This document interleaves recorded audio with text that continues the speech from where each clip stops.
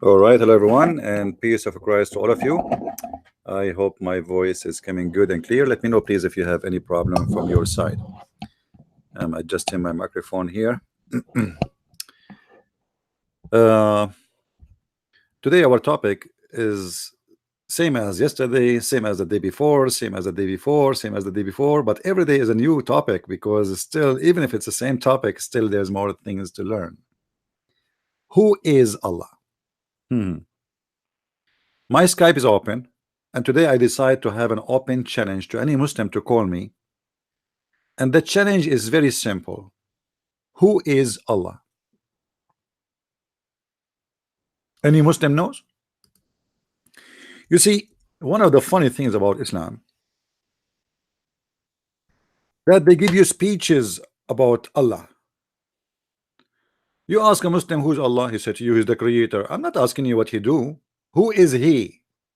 He is the one who created you. First of all, there's no proof of that. Secondly, this is not the question. Who is Allah? Not a single Muslim can give you an answer. Muhammad himself never spoke to him, never heard him, never see him, never see him. How you know this guy is exist? Who is Allah? If you want to convert someone to your religion, regardless if it's a cult or a true belief, shouldn't you at least tell him who is the God you are worshiping? Who is this guy? His name is Allah. What the name Allah mean? You don't know. If you search all the articles Muslims they come with about Allah, you will not find one of them come with any proof of what Allah is about. Actually, I debated many Muslims, and many of them they said to me, nobody knows who's Allah, including high scholars. Dr. Rohi, the imam from Al-Azhar, he said he do not know who's Allah.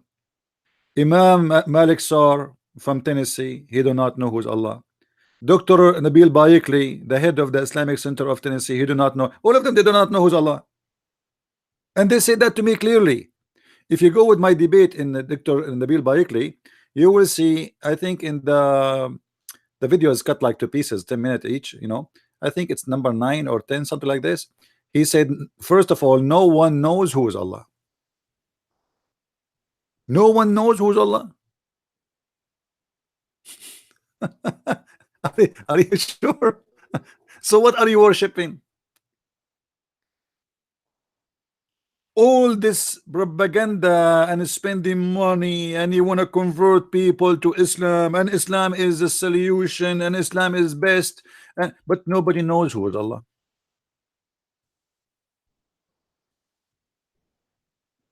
That is the most funny, stupid thing ever you can hear.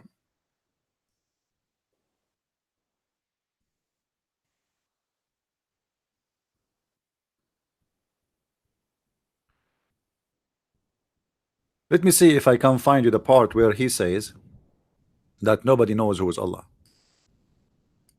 I will try. Hold on. When he says talks about days, what's the question? What the question? Yeah. Well, somebody forgot the question, huh? Okay. The question is, somebody asked you, said, how many days Allah took him to create the earth? Yeah, how many days Allah? Yeah. Take the mic, please. Yeah, I need to find. I need to find. Maybe you guys, some of you, I will give you the video where the list of the debate, and some of you, maybe if somebody can volunteer to find me number 7. Number 7. Is it number 7? Okay, let me see. I will go to number 7 then. Number 7. This is where that yellow texture is from. Let's see. And I want you all to human blood flowing through the veins. Talking about is not testicle, but seminal fluid. Oh, hold on. Somebody told me that Dr. Rohi is online. He can call me in But did he say he wanna call me?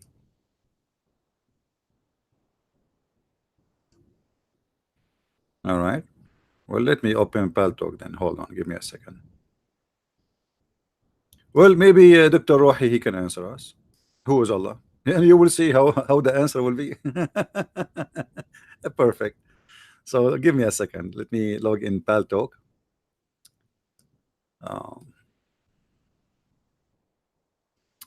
And try to contact him. Oh, that's not what we want. You know what? We did not post even in Facebook that we are on air. Let me post. Hey guys, please share with everybody that we are on air, because there is many people do not know yet that we are here. Let's see.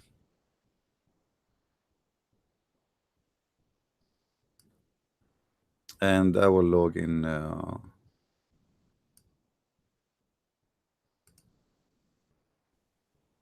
Paltalk in the same time.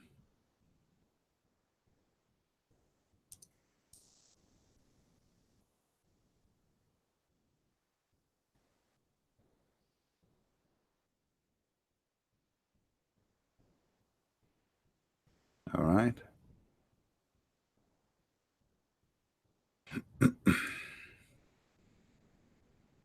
And now we go to Paltalk. There's a guy, he's saying in text in Arabic, Philistine is going to be free one day.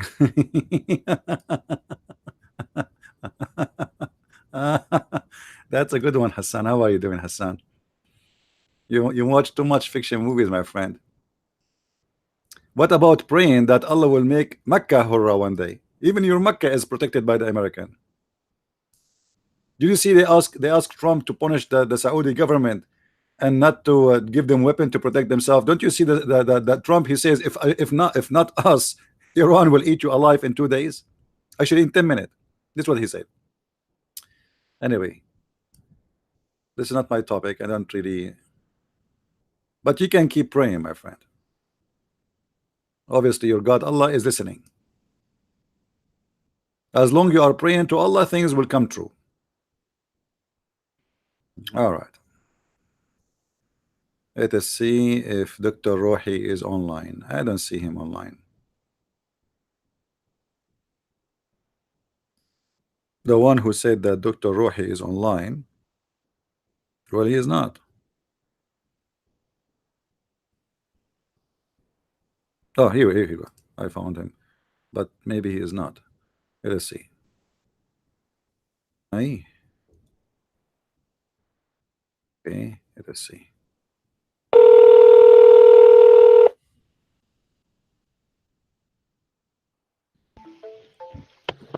Hello?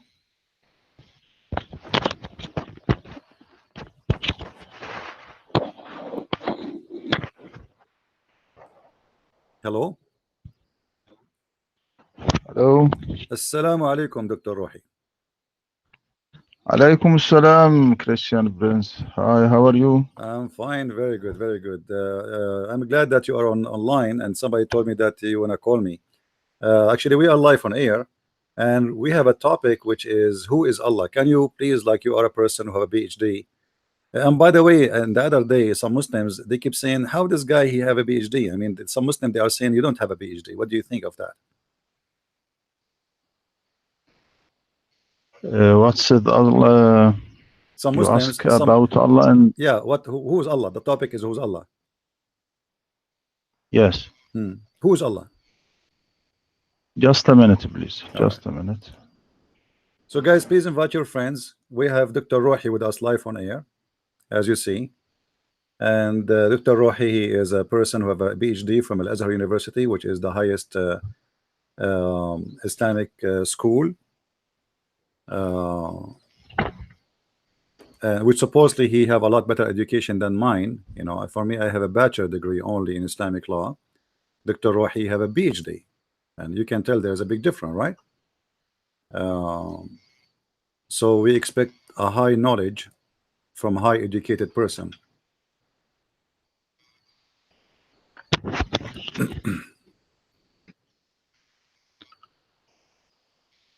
All right, Dr. Rohi, are you there? Okay, yes. I am tired tonight, but my friend told me to debate with you, so I will debate because you are a respect person, and I like to debate with you, my friend. Thank you, Dr. Rohi. You're welcome, and I'm happy to have you with us today. And anytime you feel that you are tired, you need to go, please just say so, and you will be your way to bed. I understand. So who is Allah? Thank you. So who is Allah, Dr. Rohi? People are listening. Is my voice clear now? Yes, your voice is good. Your voice is good. Yes, thank you. Mm. Name of Allah took from Ali Hashay. Ali Hashay, it means he worshipped him. Then this name was given to God only. Look, the most great king didn't dare to be called himself Allah. This Say name, again. So what? The Greek king? I said the most great king didn't dare to be called himself Allah. Name of Allah took from Ali Hashay. It means he worshipped him. And where you get this from? I mean, Ali Hashay, which worship something. So you are saying that Allah is not a name. Allah is just a word mean worship something. No. This name was known to Arab before Islam, but we don't know the first person who said this name. But we can saying that name of Allah is Arabic translation to four Hebrews word Elohim, which it means God, and the word Elohim took from verb Allah, or Ilya in Hebrew. So okay, so the original of the word Allah, is it Arabic or Hebrew? It is from Arabic, From but Arabic. it is in Hebrew. So but you are saying nobody knows who is the first one who used that name, correct? Yes. Okay. And Yes. how, as long you do not know who is the first one who used this name, how you know that was an Arab? If you do not know him, if you do not know the history, you do not know the date, you do not know the person, how you know that the first one who used it is an Arab? It is in the dictionary of all dictionary in What Arabic, dictionary? lisan al-Arab. There's no dictionary. All the dictionary are guessing about what Allah, because simply there's no definition. Nobody can, like you. Like now, if this is what dictionary said, here we go. We refute the dictionary, because in order to tell me I am a dictionary and I'm going to teach you about a language, you have to tell me where you get this from, the roots of it. And then what you say to me, that there's a guy, he is the first one who used that word Allah, and we do not know who is he. So how dictionary can come to a conclusion like this? A dictionary is made by a man like you and me. Yes, dictionary Arabic it is reach for the root of the word. Ali Hashay. No, my friend, this is false. The word ilah have nothing to do with Ali Hashay. The word ilah, first of all, is not even an Arabic word. It is coming from the word al or el. In the ancient Aramaic, they used to use one the same as the Hebrew. When they speak about God, they add al in the beginning of the word or at the end of the word. In the new Hebrew, they changed the al from al to el. So now they say Elohim. So El is a word meaning God. It's not a name of a God, but you as a Muslim, you consider Allah as a name, not as a word meaning God, not worshiping something. And you just said to me that the origin of this thing, that somebody he said he worshipped something, and this is Ali Hashay, which means Allah. So Allah is worshiping something. So you Muslims, you worship something, but you do not know what is that thing, because the second you say something, it means it's unknown. Yes. الله يعني اسم الجلالة هو أنا كما قلت اشتق from أله الشيء يعني عبده ثم يعني then أطلق هذا على الخالق, then it means he worship him. My friend, you said you keep repeating the same thing, saying Ali Hashay worship something. So your God Allah is something. How you worship something which is unknown? Because something is mean, it's something, it's unknown, it's something. You see, when I say I know what I'm talking about, like even in Arabic, in same in English, In English they put the word the before the name, and that will make it known. In Arabic we add the two letters al, right, and that will make it known, al-ta'rif. So here you are saying to me that Ali Hashay is worshiping something, and you as a Muslim worshiping something, but you do not know what is that something. And this is the question. We go back to zero. What is that something you worship? Who is Allah? Uh, I said I don't know who the first person who called this name Allah, but it is this is a proof that this name is the true name for Allah. Why? Because now look at Lord or God in English or خداوند in Paris in يعني في الفارسي أو ألاهيم بالعبرية أو ديو in French أو ديفينيتا My مثلا friend, Elohim is not a أو name. دوس. Elohim is not a name of God. Elohim is a word meaning gods, actually, not God. So our God's name is not Elohim. This is not a name. So I'm asking you now, you Muslim, you consider Allah as a name, not just a word meaning God. And now you are telling me that Allah is coming from saying worshiping something. And I repeat myself again. I don't know when I'm going to get the answer. That thing you say, you call it something. Allah is something. How in the world we worship something, and which means we do not know who is Allah. You do not know. And all this circle now, you are trying to give me definition about Allah, but you do not know who is the one who named it and why he named it and what it says about, and how you know that is what he meant. There's no proof. Secondly, Allah is not one word. It is Al and Lah. Al is a word meaning God in the old Aramaic and the ancient Hebrew. Al Lah, this is God Lah. So your God name, the true name of your God is Lah, not Allah. This is why if you go to the Quran, chapter 1 verse number 1 and chapter 1 verse number 2, it says Bismillah ar-Rahman ar-Rahim, Alhamdulillahi Rabbul Alamin. What happened to Allah? It says became Lillah, Lillah. So what is the name of your God? Is Lah. So now your God now is clear, and this Quran, don't tell me Quran is wrong. Quran, you cannot take letters out of the name, because names, they are names. We cannot change them, we cannot take letters from them. The second we take letters, it means those letters are addition. This is why in the chapter 1 verse number 2, when it says Alhamdulillah, the al is taken off. Li in Arabic, and you know very well, mean two. So Alhamdu, thanks, li lah. That mean your God name is Lah. Now you gave me a definition, nobody heard of it, and have nothing to do with the truth. And I'm asking you again and again, who is Lah?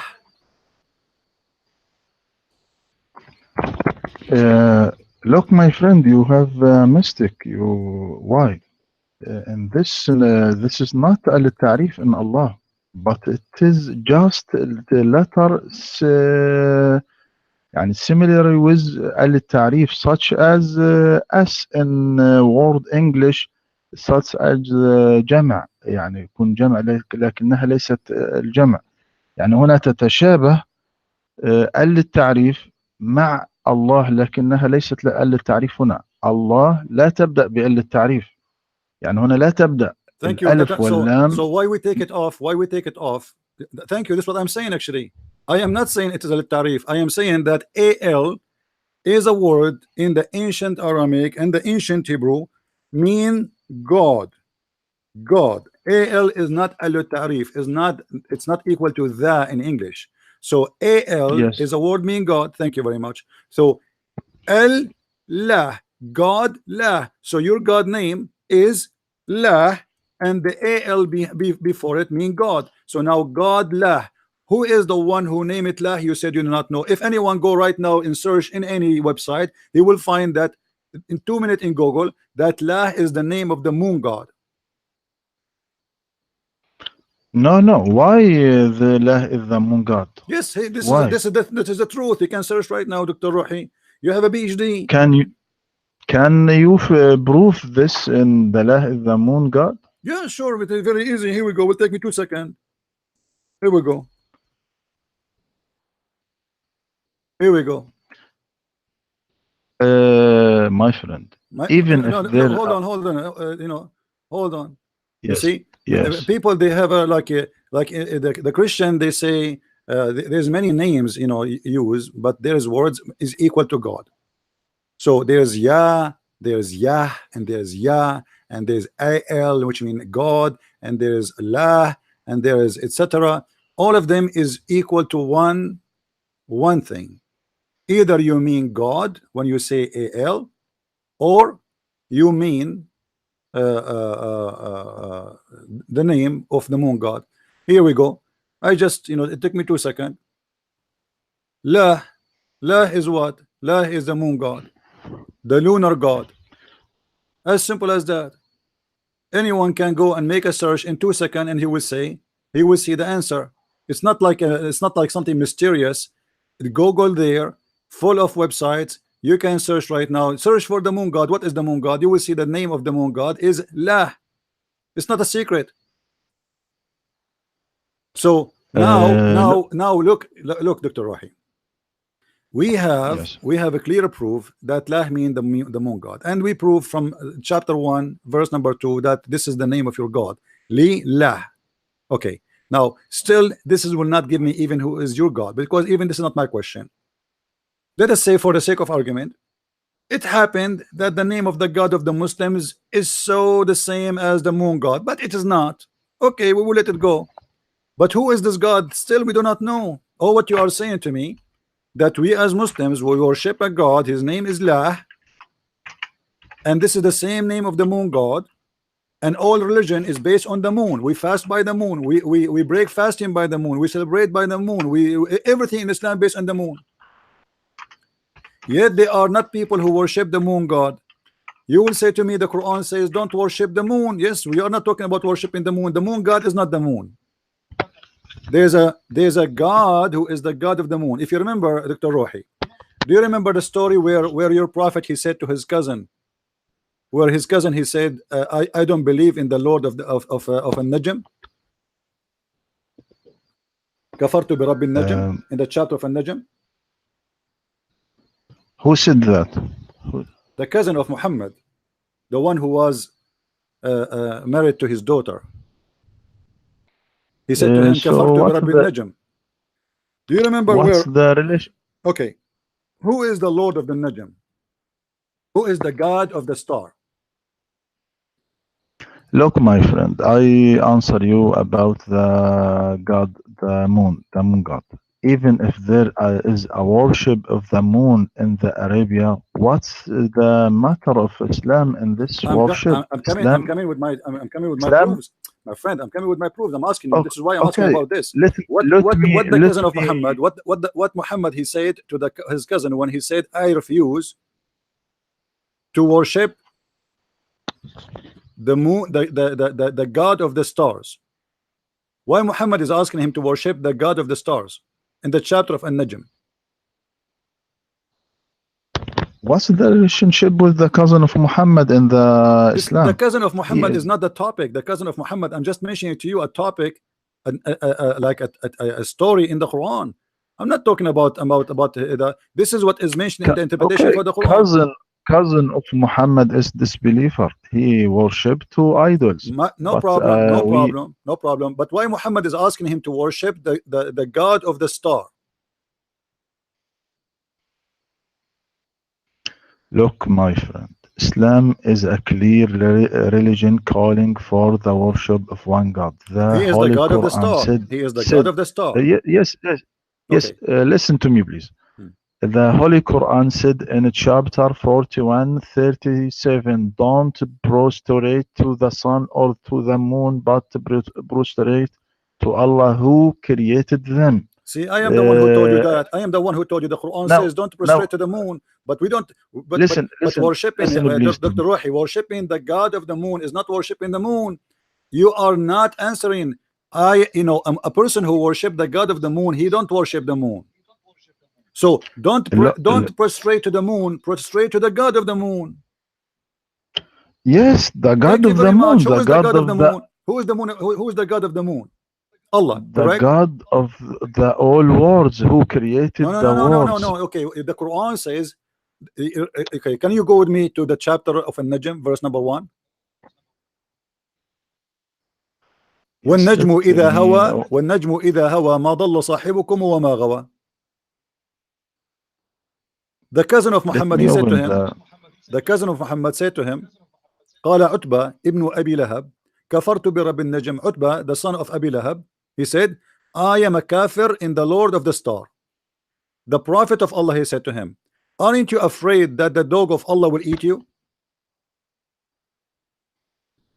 أما Yes. تخاف أن يأكلك كلب الله. Okay, why Muhammad saying that the Lord of the Star, he have a dog and he will eat you if you don't believe in him?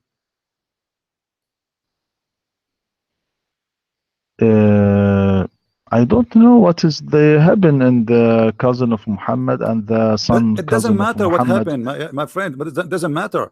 Your prophet is taking old legend that there's the God of the moon, the God of the stars, he have dogs. And if anyone who don't worship him, they will send his dog to eat him. As you see, this is your prophet talking. This is not me. This is not you. قال رسول الله صلى الله عليه وسلم أما تخاف أن يأكلك كلب الله. قال فخرج في تجارة إلى اليمن فبينما هم قد عرسوا إذ سمعوا etc. The story. So your prophet confirming again that he worshipped the moon god and the god of the stars, and he is forcing people, scaring people to worship that god. I mean, God is not the god of a star, is the god of the whole world. So why Muhammad is upset from the guy who said to him كفرت برب النجم?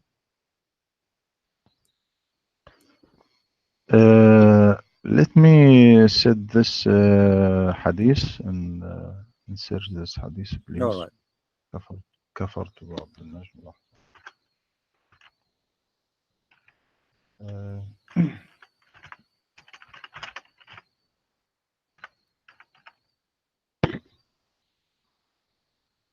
Please.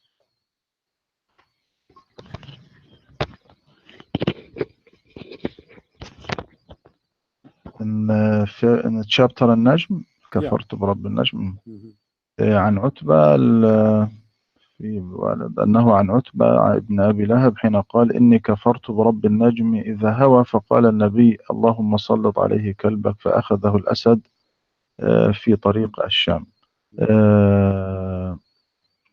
I don't know what is the problem with this you if The problem, your prophet is عتبة. teaching the same as those who worship gods, who they are gods of the stars. They have dogs, they have animals, and if you don't worship them, they will send their animals to eat you. So it's not a coincidence that it happened that your god, his name is Lah, which is the moon god.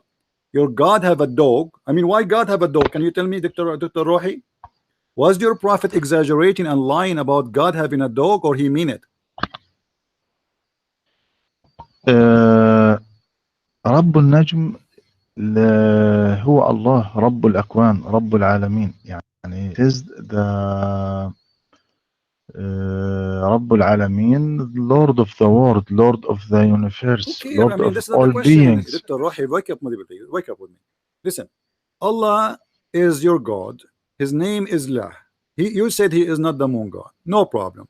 Why, if a person he says, I am a kafir in the Lord of the Star, Muhammad, he get upset and he says to him, aren't you afraid that Allah will send you his dog to eat you?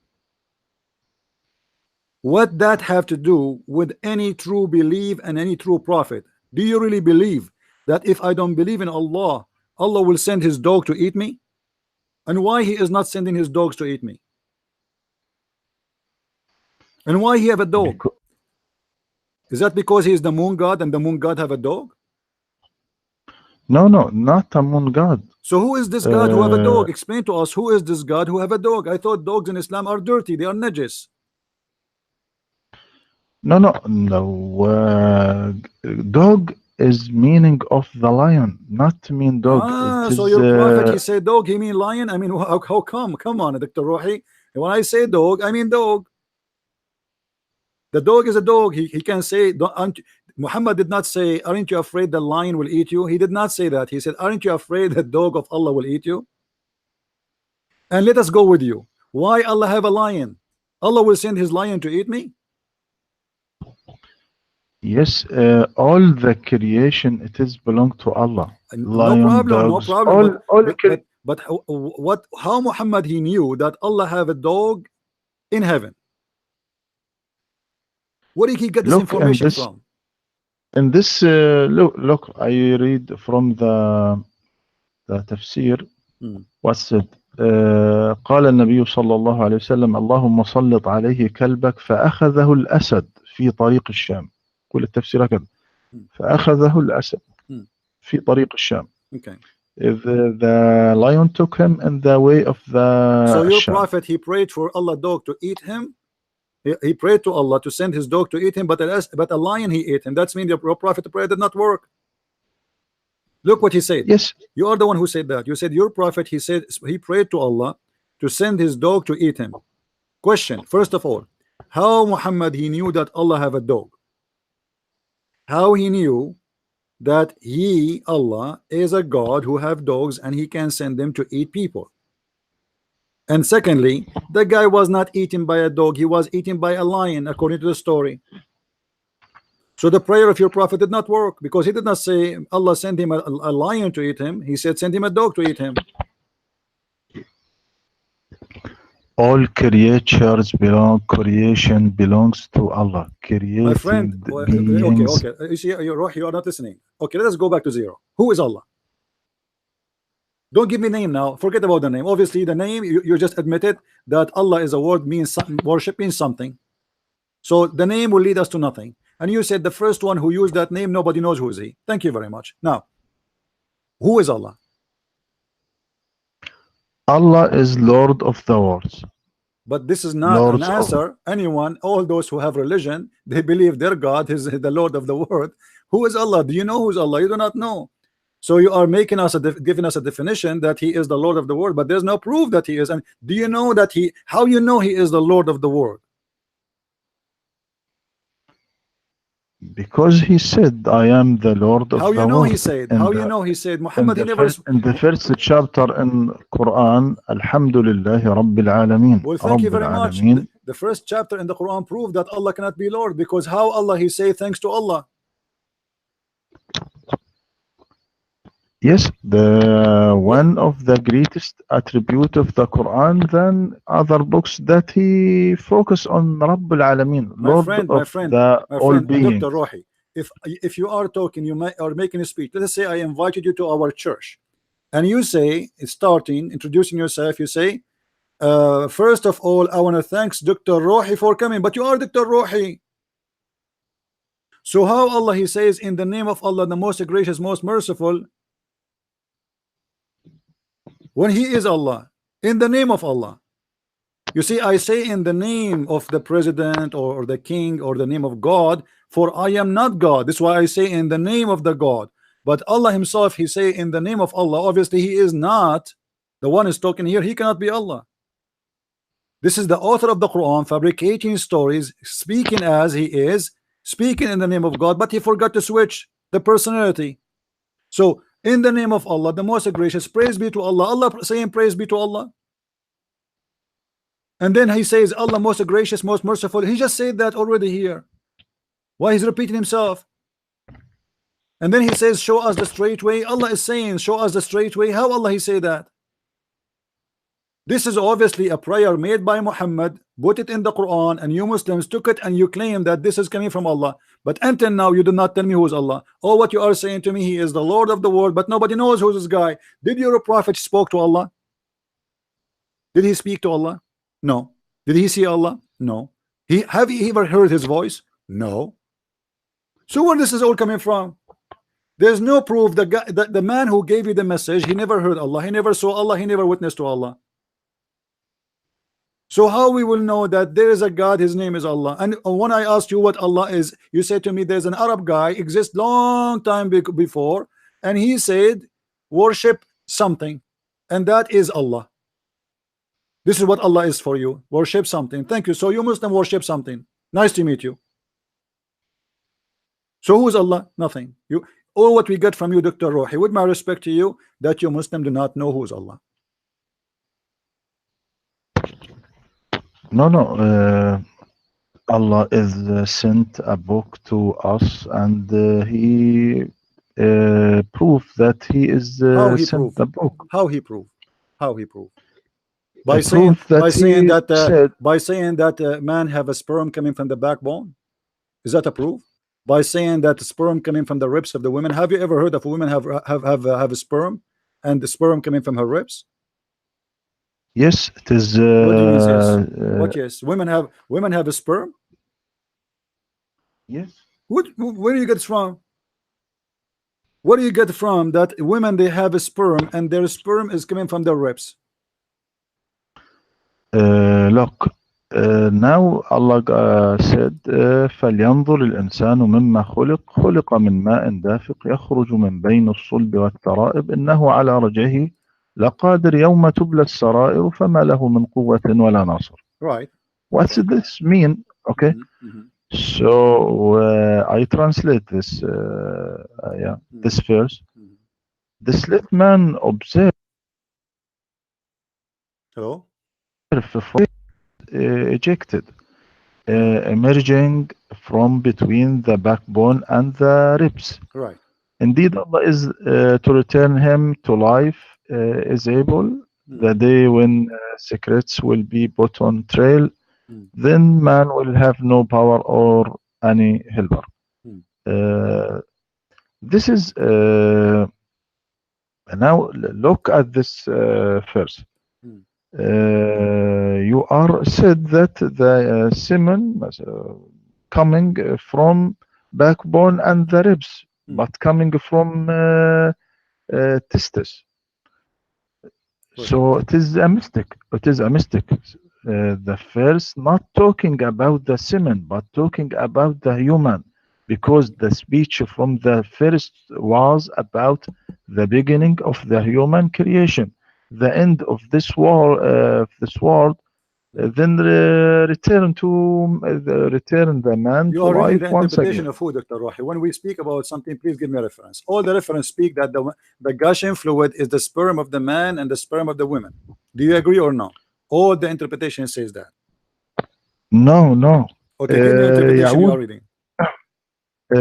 يعود ضمير يخرج من بين الصلب والترائب إلى الإنسان ولا يعود إلى الماء الدافق. Okay. Who is the one agree with you, my friend? Who is the interpretation you are reading for me from? Is that Ibn Kathir? Is that Al-Qurtubi? Is that Al-Jalalain? I have them all in front of me and they are saying the opposite from what you are saying. The ma'un dafiq, it's a gushing fluid, and we can explain it from the hadith. Do you want me to show you that your prophet he explained that verse? Yes, so the verb أنا قلت the verb coming from ascribe to the man and don't ascribe to the semen. Why? So what is the meaning of coming from between the backbone and the ribs? The meaning of the first in Holy Quran يخرج من بين الصلب والترائب, emerging from between the backbone and the ribs, is long immigration beginning my friend, when let us make it short. Let us make it short. Give me one interpretation agree with you. Ibn Abbas said that. Okay, Ibn Abbas, here we go. Let us go to Ibn Abbas, my friend. Let us go to Ibn Abbas. Here we go. It's in front of us, no problem. It issued between the lions of the man and the ribs of the women. What is that? Let us go to verse number 6. Ibn Abbas is in front of me. Allah then explained, saying he is created from gushing fluid into the womb of the women. Here we go. This is Ibn Abbas, your choice. So it's a gushing fluid go inside the womb of the women. What is the gushing fluid coming from the man going inside the womb of the women? You said something to me different from what it says in front of me. You said totally different story. You said it's not about sperm, and obviously it's about sperm. It's about a gushing fluid. It's not just a normal fluid, it's a gushing fluid, and obviously this is when a man have orgasm. So it's a gushing fluid go into the womb of the women, and then in verse number 7 confirm that women have a fluid too, and that fluid is coming from her ribs. So this is Ibn Abbas, your choice, proving you wrong. What you say? Now I open the tafsir. The tafsir in front of me in the screen. People, they can read it in English too. And this is the official government website of the Kingdom of Jordan.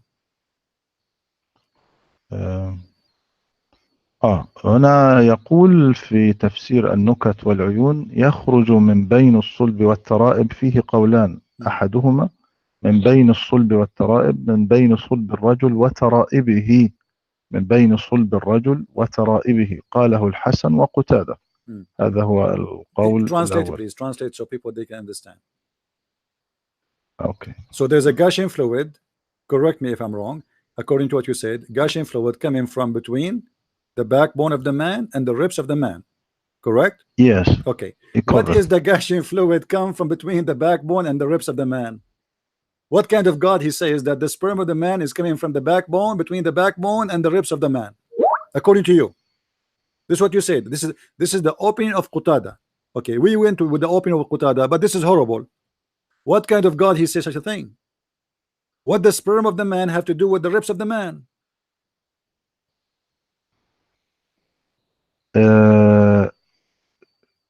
Look, I said the semen not coming from backbone and the ribs, but coming from testis. Okay. Where it says that? Where it says that? The Quran says the opposite, my friend. It says يخرج من بين الصلب والترائب. Let us analyze the words. What is a sulb?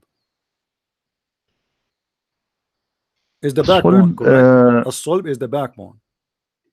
Yes, الصلب هو الظهر أو backbone. All right. So a sulb, let us get conclusion now. A sulb here is the backbone. الترائب is the ribs of the women. Is that correct? Now I said to in Arabic, then I translate the verse, okay, the chapter. Okay.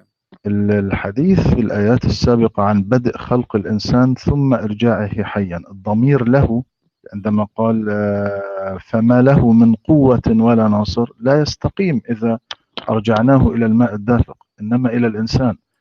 كلمة على رجعه، إنه على رجعه لقادر، تعود إلى الإنسان. الإرجاع يعني يعود الإنسان إلى حيا للحساب، لأن الله يقول يوم تبلى السرائر فما له من قوة ولا نصر. إذن الآيات فلينظر الإنسان مما خلق من ماء دافق يخرج من بين الصلب والترائب، لا تعود على المني، لأنه قال بعدها إنه على رجعه لقادر. You are not giving me proof. I ask you, where is the proof? You said Ibn Abbas. Ibn Abbas say the opposite. Give me a proof. Until now, what you are saying to me, you are just going around in a circle. You are saying nothing to me. And let me show you what your prophet said. Your prophet said that the women have a gushing fluid too. When a woman, her name Salim, she came to Muhammad and said to him that she saw a wet dream. She was horny at night and she have orgasm, and she came to the prophet and she said to him, should I wash? I saw a wet dream. The wife of Muhammad, Salama, Zainab, she said to Muhammad, do women have sorry Salama, she said, do women have sperm, the discharge? He said yes, otherwise how the baby resemble the mother? So your prophet claim that women, they have a sexual fluid, and because of that the baby resembled the mother.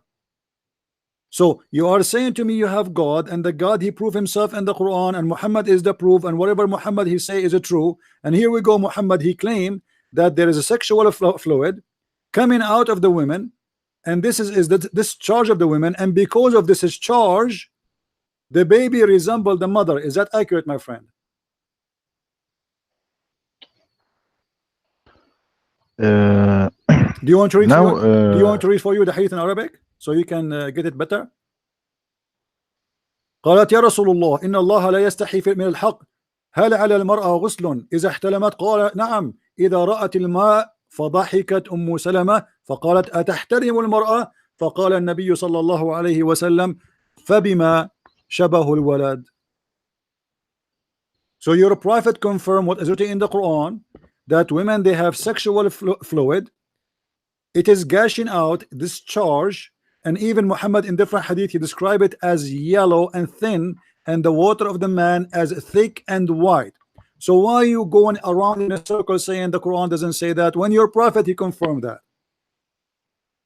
Are you saying your prophet getting the information wrong and he is wrong? I don't know if this hadith is correct or My not. friend, this is Sahih Bukhari and this is Sahih hadith. Dr. Rohi, yes, but Dr. Rohi, be careful. You are a person who have a PhD. Last time you said to me this hadith is weak. You went 2 weeks after you came back and you said to me it was correct. Correct? You remember? And you know, I will not say to you it is correct unless it's correct. And you know that. I am speaking to someone educated, he have a PhD in Islam, and not to a kid in the street. So this is Sahih Bukhari, hadith number 6091. And I can give you tons of hadith the same, and all of them are correct. So now, was Muhammad wrong? No, not wrong. What? Okay. But I said, what's the real meaning of this hadith? Not the meaning is so clear. The meaning is so clear. Muhammad is saying why women, how the baby resemble the mother, because simply the women, she have orgasm, and that is the water coming out of her vagina, as simple as that. So do we need really like a scholar to give interpretation for this? Anyway, we can go to the scholars. We can go right now to any scholars and any, you know, Ibn Kathir.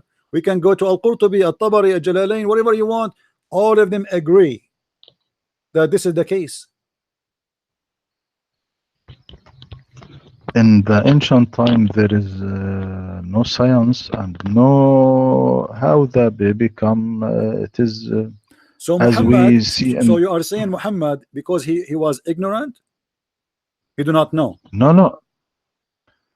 Look, now when I said, now when the Bible said, now look at the stage of fetal creation in the Bible in Job. Hast thou not poured me out as milk and curdled me like cheese? Thou last clothed me with the skin and the flesh, and hast and your prophet he copied that, and your prophet he copied that, he put it in the Quran, but because he is copying, he is not the original author. He make it messed up, and this has nothing to do with our topic. Here you will see that your prophet he is speaking about women have gushing fluid. The interpretation in front of me, it says it clearly that women have gushing fluid. Okay, let me ask you, when Muhammad he said here that this women, she have a sexual discharge, and he said this is why the baby resembled the mother. Muhammad is saying that based on what? Please listen to me. Now, as the first in Bible, ألم تصبني كاللبن وخثرتني كالجبن كسوتني جلدا ولحما فنسجتني بعظام. My friend, what does have to do with the ribs of the women and the backbone of the man? Does it say there that God he made us from backbone? Please, my friend, listen to me. You are taking me out of the topic. We can talk about this after we finish. There is a mistake in that verse. Why you are mentioning that verse to me? There's no mistake there. We are talking about something different, Dr. Rohi. I want an answer.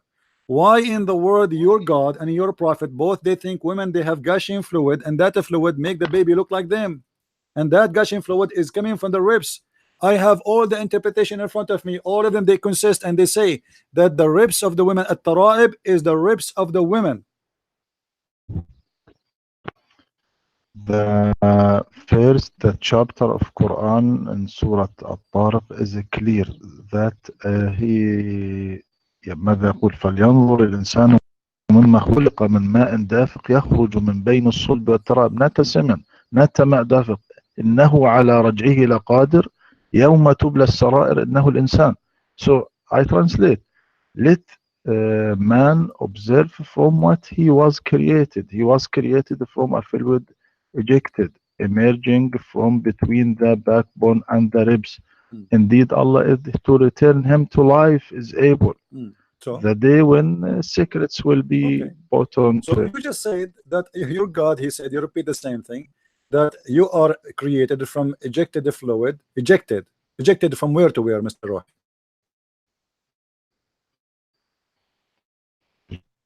Ejected from where? Yeah, from where to Uh, where? Ejected, because ejected mean it's a Gaussian fluid. It's a fluid is motion is in a motion. It's moving non-stop.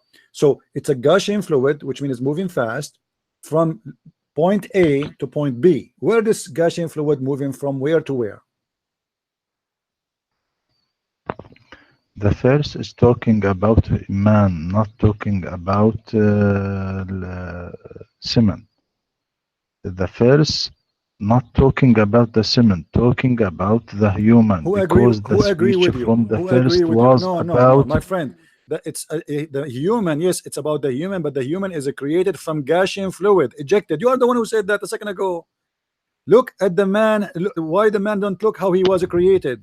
He was created from Gaussian fluid. From what? Gaussian fluid ejected. Okay. What is the Gaussian fluid ejected, which is the man created with? Tell me. I'm listening. Uh, I know, I see. Look at the verse carefully. Look at the verse carefully. It is talking about the human, not talking about the fluid, My friend, for sure it's the talking cement. about the human. The human, how he was created from Gaussian fluid. What is the Gaussian fluid? Explain to us. What is the Gaussian fluid? يخرج. No, no. What is the Look, Gaussian fluid? Before, يخرج. don't go to. Let us take it one by one, because obviously, it doesn't matter how high the person I'm speaking to with education. Still, I have to do the same procedure always. We have to move step by step, slowly. What is the Gaussian fluid we are talking about? It's fluid and it's Gaussian. What is that Gaussian fluid? Okay, look, I will make her start now and return. Please All right, wait me, please. no problem. Take Wait. care. Okay.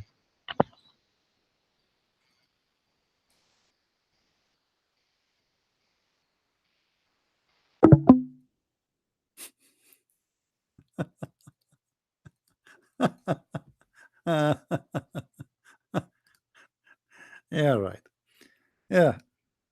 You see, it doesn't matter. You speak to a kid, you speak to an adult, it's the same. It's the same. You speak to a person who have a PhD or a person who have high school, it's the same. They will not say, they will not answer, they will not give an answer. So who is Allah? We learned today from somebody who have a PhD that or Allah is something.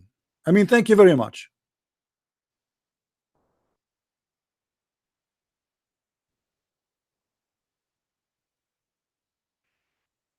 And each time we go in a hot position, either he say he have to go back, he have to go to sleep, I will contact you next week, or I have to restart. Now what he will do, he will go and research and Google, see to what he can do.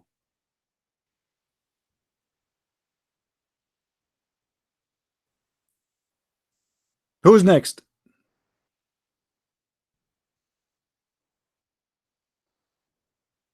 Who's next?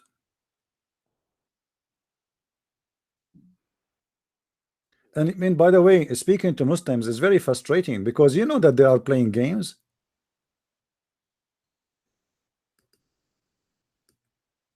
He knew, I knew.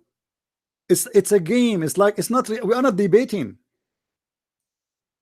Honest to God, we are not debating. There's no debate in this debate. It is a game. How I can cover up. This is what he is doing. How I can cover up the problem. The question is even not about this. We're trying to find out who's Allah. They do not know. Who is Allah? Allah, he said he is the Lord of the world. Oh, this is what it says in the Lord of the Ring too.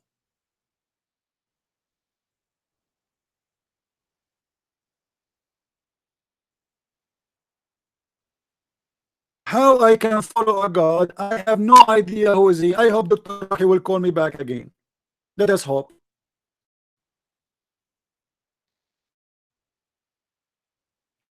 He will contact some of his sheikh in Al Azhar University. Says what you will say to this guy now.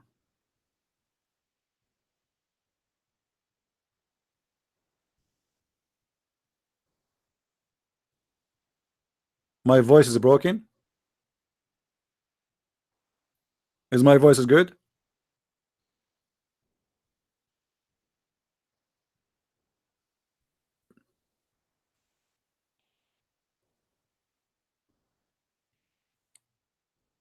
Do we have any Muslim?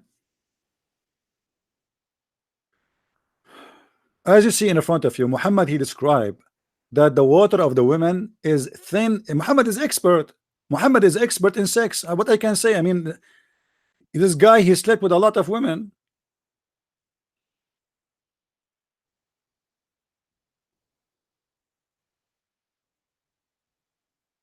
The messenger of Allah said, the man water is thick and white, and the women water is thin and yellow.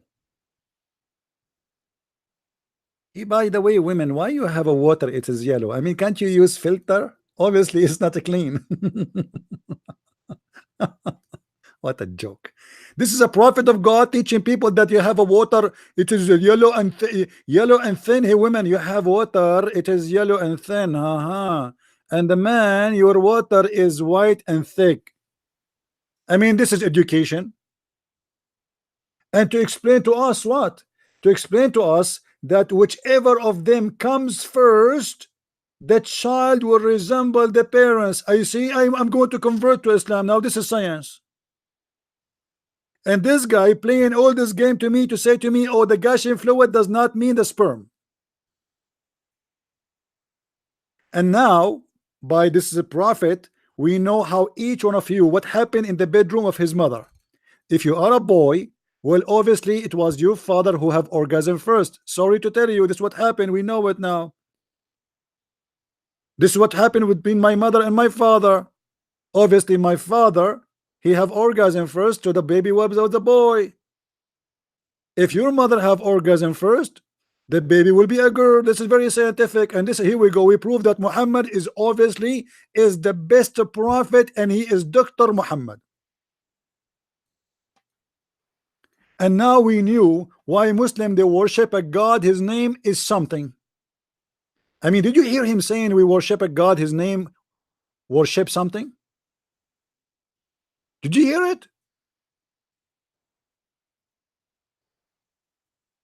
Their God, Allah mean worship something.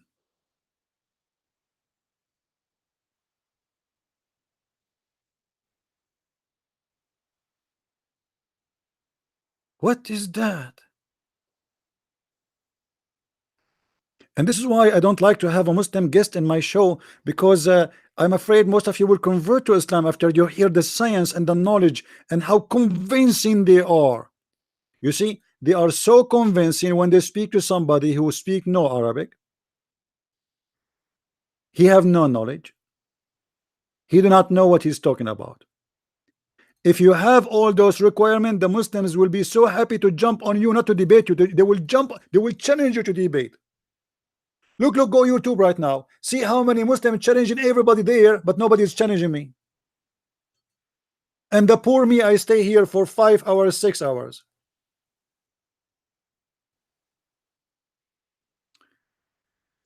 Let us call Dr. Rohi again. Maybe he's back.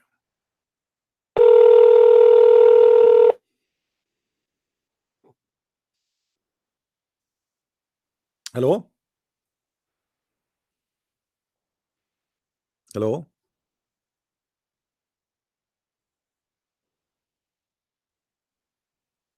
Hello?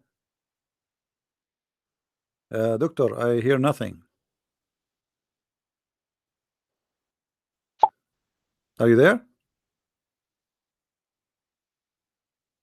Dr. Rohi, are you there? I don't know. He answered, but he is not answering. Do you hear me, Dr. Rohi? Yeah. All right. So, Dr. Rohi, what is the conclusion now? When you're a prophet, he said that the gushing fluid, this is the water of the women. Do you agree with him or you don't agree with him?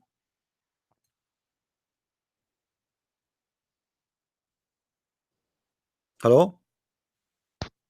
Hello, do you hear me? Yes, Do I you do. hear I me do. now? I do. So, do you agree with your prophet Yeah, when he okay. said that the women, when she have orgasm, the baby will resemble her? And this is the gushing fluid of the women, which is coming from the ribs. Do you agree with him or not? I don't know the true meaning of this hadith My friend, it's, because the true meaning not is very clear. Okay, as Quran. Dr. Rohi, do you know the hadith where it says in Arabic? I'll read it for you in Arabic, so you don't say I did not get it. أخبرنا إسحاق بن إبراهيم قال أنبأنا عبد حدثنا سعيد عن قتادة عن أنس قال قال رسول الله صلى الله عليه وسلم ماء الرجل غليظ أبيض وماء المرأة رقيق أصفر فأيهما سبق كان الشبه. Are you aware of this hadith? Yes, it is speak about the semen of the man. So this is And about the semen. Thank you very much. So this is about the semen. Okay. But do you agree semen and that if the women have orgasm first, the baby will be a girl? yes, yes. What is What is the the problem? The problem in problem, women this? have no semen. The problem the women have buwaida. My friend, your prophet, he did not say women she have an egg. He said women she have a thin yellow water, and the egg of the woman, talking about the discharge, the charge come out. This is not internal, this is outside. So he's talking about the water will show up out in her vagina. This is thin and yellow.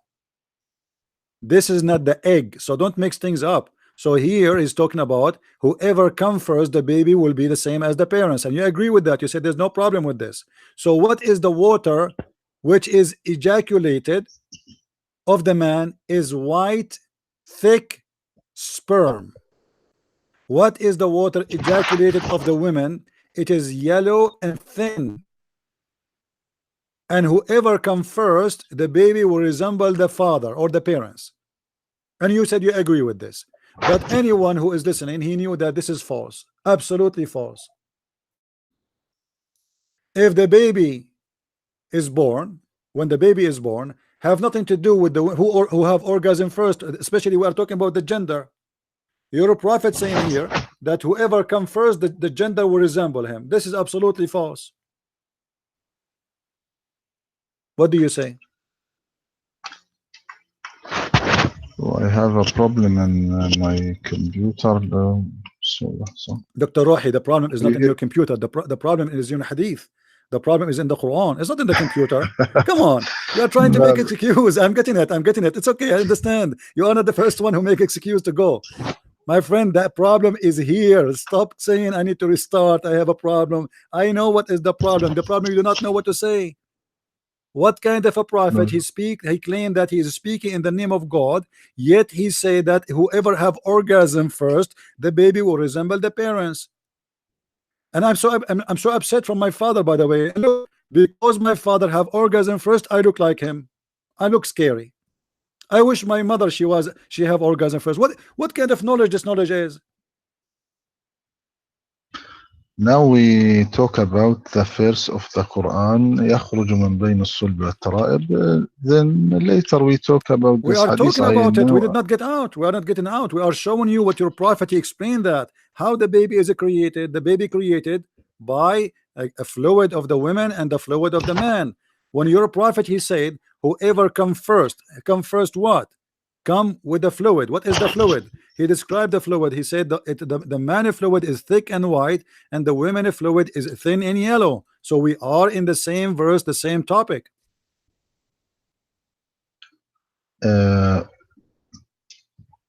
Let me explain this, please. Then we discuss this hadith. No problem. Okay. Go ahead. Okay. Thank you. Now يخرج من بين الصلب والترائب. What's this mean? Emerging from between the backbone and the ribs. It is mean that long immigration beginning when the gentle seals appearance in the male and the female from the beginning of backbone and the beginning of ribs. Okay.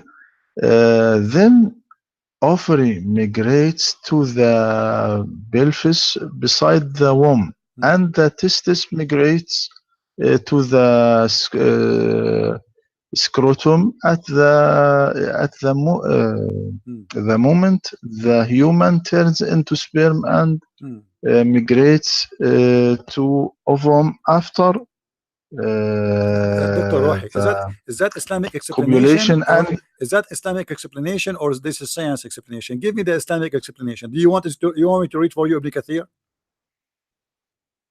no, You are not Ibn giving it. Kathir. You are not going to How the Ibn topic. Kathir this? How Ibn Kathir? What do you mean how Ibn Kathir? Are you saying to me, Dr. Rohi, that because you have a PhD from Al-Azhar University, you know more than Ibn Kathir? Are you claiming that? Are you claiming a knowledge that you have more knowledge than Ibn Kathir? Are you claiming that you have a knowledge more than other scholars? No, Ibn Kathir not study in a university and So study what does how that mean? What the does that mean? You are how you come to the conclusion that this is what the Quran meant? I mean, you need to give me a scholar. You learned and I learned. You see, I am not a person who have a PhD like you in Islam, but I studied in Islamic school. I have my degree in Islamic law, and I know how it works. You cannot mention something without mentioning a scholar. You have to prove it with a proved scholar. This is Ibn Kathir, and he speak that this is about the sperm. It's not up to you. All the scholars, they agree that this is about the sperm. So when you say to me this is not about the sperm, you have to prove it. Read with me carefully. This is what Ibn Kathir says.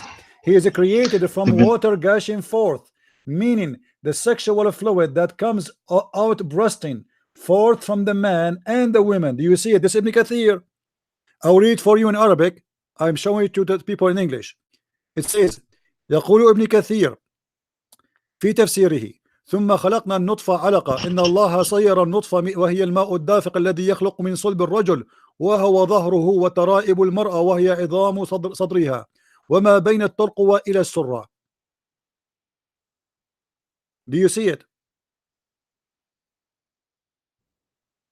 So all the scholars agree that your prophet, he meant by that a sexual fluid of the women and a sexual fluid of the man. And whoever comes first, as your prophet said in the hadith, he is going to decide the gender of the baby. And this is a sahih hadith, as you see, everybody can see in the screen. It says that this is sahih hadith. The messenger of Allah said the man water is thick and yellow, and the water and white, and the woman water is thin and yellow. Whichever of them comes first, the child will resemble the parents. So now we have interpretation agree with the hadith, agree with the Quran agree with the hadith. The picture is perfect. How that can be God? Ibn Kathir not a holy man. Gee, they just scholar speak by this all the names science you that mentioned to me, known in all his the names you time. mentioned to me, they are not holy name men too. But obviously, you choose your cherry. When you want Ibn Kathir is good. When you want you don't, he's not good. Okay, choose for me a person you like. Which interpretation you like me to read for you? Which is going to show you that you are wrong again? Can you choose for me? Which interpretation? Jalalain? Is it Jalalain is good No, for no, you? not a Jalalain. The Quran, we must study the Quran so let us make it simple. You don't want according me. to You don't the want me. science You of don't this want. time. You don't. So you don't want any Islamic scholar to explain the Quran because obviously their explanation will prove Islam to be wrong. So we need to manipulate the Quran today and change the interpretation which is taught for centuries by Muslims. Yes. And today we need to update it and change it. So you are saying to me the interpretation of the Quran is changeable because we discovered that this is wrong. So it was okay to believe this is what. So what about Muhammad saying that? Are you going to say we should say to Muhammad you are wrong? When Muhammad is said, no, if the man have orgasm first and the women have or the women have orgasm first, the baby will resemble the parents. Was he wrong? The Quran not said this. The Quran not said this. But I don't this hadith, the meaning, the true meaning of this hadith, but Quran not say. What do you mean the Quran not saying? What do you mean the Quran doesn't say that? No, the Quran said that. The Quran mentioned that the man is created from a sperm. Do you want to show you the verse? Yes, the man created from a sperm. What? Thank you very much. Thank you very much. So he is created from a sperm, and this is what he's talking about. This is why it says dafiq. Dafiq is a gushing fluid. It's a gushing fluid moving so fast. There's nothing have to do with the baby is gushing fast except the sperm. What is gushing fast? ejaculated, coming out. What is that? Let me speak in Arabic, then I translate this. But let us before you This. go, Dr. Rohi, you agree with me that all Muslim scholars agree with me that this is, according to Islamic scholars, it's meant the sperm of the women coming from her ribs and the sperm of the man coming from his backbone. But you come in with a new idea that because today we discover that this is stupid, so now we need to change the interpretation of the Quran. No. Then you have to give me My one friend. scholar agree with you. Don't tell me no. I showed you Ibn Kathir, I can show you Al-Qurtubi, I can show you Al-Tabari, I can show you Jalalain. Yes, the first said what the first said من بين الصلب والترائب لم تقل من الصلب والترائب كلمة من My بين friend, a solb is a solb of the man, a taraib, and a taraib of go to the dictionary. You are the one who mentioned to me dictionary, right? You can open the dictionary right away and you will see that the word taraib is not just the ribs, it is the location of the necklace of the women. Taraib is not the ribs, it is the location of the necklace of the women. So when you see there is in the chest of the woman, there is a little hole in the top of her chest, and this is where the necklace will stand. That is a taraib. So this is must be about women, and this is what all your scholars saying. At-taraib is the location of the necklace of the women. We can't play with it. This is Arabic language. If you do not know Arabic very well, you can open the dictionary right now and you can read it. No, look, my friend. الصلب والظهر لا يقصد بالظهر العمود الفقري فقط. يقصد به الظهر بما يشتمل عليه لأن العمود الفقري يعجز. My friend, it doesn't say zahar, doesn't say zahar. It says solb. Solb is the backbone, is the last bone in the chain, is not the back. A solb. This is called a solb. Let me teach you something, my friend. A solb is called solb because simply the human being, all his bones can be burned, can be destroyed, except that little bone is very hard and will not be destroyed. This is why it's called a solb. So he is saying to you, it's coming from the between that location and the other location. The first location present the man. This is why even in your culture they say to you that from the back of his father. They mean the solb because the Quran says that. So يخرج من بين الصلب is coming from between this and that. If you're a scholar, they will say this is for the same body of the man. Even that will be a problem because your God is saying that the sperm of the man is coming from between the ribs of the man and the backbone of the man. How God can say that? This is what you are trying to say to me. You're trying to say to me, no, what it's meant here, that this is about that the baby is created from the ribs of the man to the backbone of the man. Not said that. He said it is not من بين. لم تقل من الصلب. Not said from the backbone. Between. It doesn't matter because it's between two bodies, two human beings. Because the man, he cannot make a baby alone, my friend. Have you ever heard of a man he have sex with himself and he get pregnant? So it is between يخرج من بين what? الصلب of the man and the taraib of the women, the backbone of the man and the ribs of the women. So this is why it says يخرج من بين. Obviously you Muslims speak Arabic, but you don't want to learn Arabic. Min bain cannot be for the man only because the man alone cannot have babies. Yes, now said to the look at the in the تفسير البحر المديد يخرج من بين صلب الرجل وترائبه وصلب المرأة وترائبها. Thank you very much. هذا So look guys, وهو finally you get me something useful now. Dr. Rohi said he chose different interpretation. He says it's coming from between the ribs of the man and the backbone of the man and the ribs of the women and the backbone of the women. Okay, what comes from the ribs of the women and the backbone of the women? Gushing fluid. Is the egg of the women gushing fluid? Is it a fluid? Is the women egg a fluid? Women, they make one egg. They are not a chicken. It's one egg. It's not a fluid. Fluid is a billions of drops of liquid. This is what the fluid is. We cannot say the egg is a fluid. It is a single egg. Women don't have many eggs. They are not a fish. If somebody says to you that women are fish and they have a fluid of eggs, that is different story. It is one egg and it is not a fluid, and you are the one who repeat the fluid over and over and over.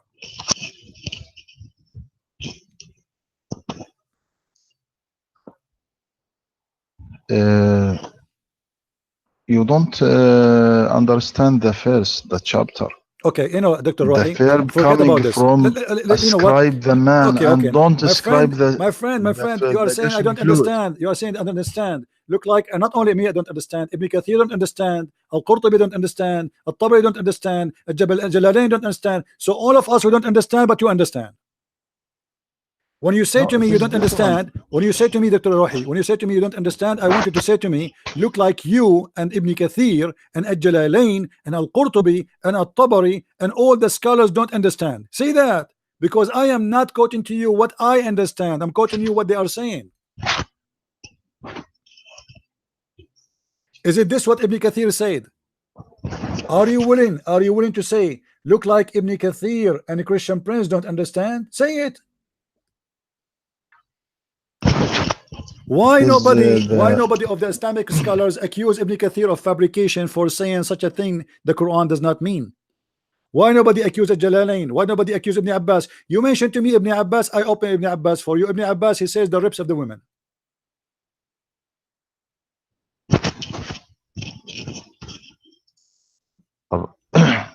So listen to me. Let us jump. Let us jump. Explain. You see, look like we will not reach an agreement in this part. Prove to me still we go back to zero. Let us go back to zero. Prove to me in any way that there is a God, his name is Allah, and who is he? Until now you get me nothing. All what we got is proving that Islam cannot be from the true God because it's giving false information. Allah, he said about himself, I can say about myself, I can say I'm God. You can say that too. But I can say I am the creator of the world. You can say that too, but you have to prove it. What is the proof that Allah is God? There's no proof. As you see, he say things that doesn't make sense. Give me one thing, your God Allah, he said it makes sense. Just one. What proof you want? Anything proof. Okay, you worship a God, you told me his name is something. We worship something. Thank you very much. So prove to me that this something you worship is exist. How Allah can prove himself to you that he exists? What he did? Muhammad, he have no miracles. The Arab, they keep asking him, why you don't do miracles? How come you don't have miracles? Isn't it true that when the Arab, they ask Muhammad for a miracle, Allah, he send a verse from Muhammad saying, wait, and I will wait, tell them to wait and wait with them. You don't read a wicked and adulterous generation seek after a sign. جيل شرير يطلب آية. My friend, they are asking because he don't have any, but Jesus, he keep making miracles. All the life of Jesus from the beginning to the end is a miracle. Even his birth is a miracle. Here we have a prophet. People, they keep asking him to do miracles because he have none. But chapter now, 10, Dr. Rohi, chapter 10, verse number 20. What it says? They say, why his Lord don't send miracles on him? They are not asking him to do miracle. They are saying, how come this is he claimed to be a prophet, but yet he don't have any miracle? Why his Lord don't send a miracle to him? What he said? He said to them, wait, and I will wait with you. What kind of God he said that to them? They say, why is not sign? Listen, Dr. Rohi, read with me carefully. Why is not sign sent down to him from his Lord? Say, who is talking now? Allah. The unseen is only for Allah. What? To know. Then wait ye, I too, I will wait with you. Allah will wait with you. Who is waiting here, Muhammad or Allah? What kind of answer? Why Allah did not say that about Jesus? Why Jesus, he wake the man, he resurrect people from death, he make the blind see, he walk in the water, he created from the mud a bird, he healed the lepers, he healed the disease, he tell you what you hide in your houses, and then the people are just waiting for one miracle from Muhammad. And what Allah, he said to him, wait, and I will wait with you. And we are still waiting.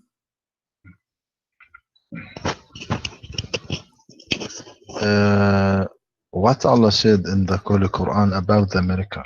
What he said? He said in chapter Al-Isra 59 وما منعنا أن نرسل بالآيات إلا أن كذب بها الأولون. Thank you very much. وآتينا ثمود الناقة مبصرة فظلموا بها وما نرسل بالآيات إلا تخويفا.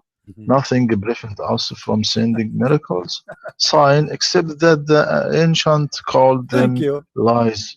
Dr. Rohi, I am going to hire you to be the best man for the year in Islamic studies.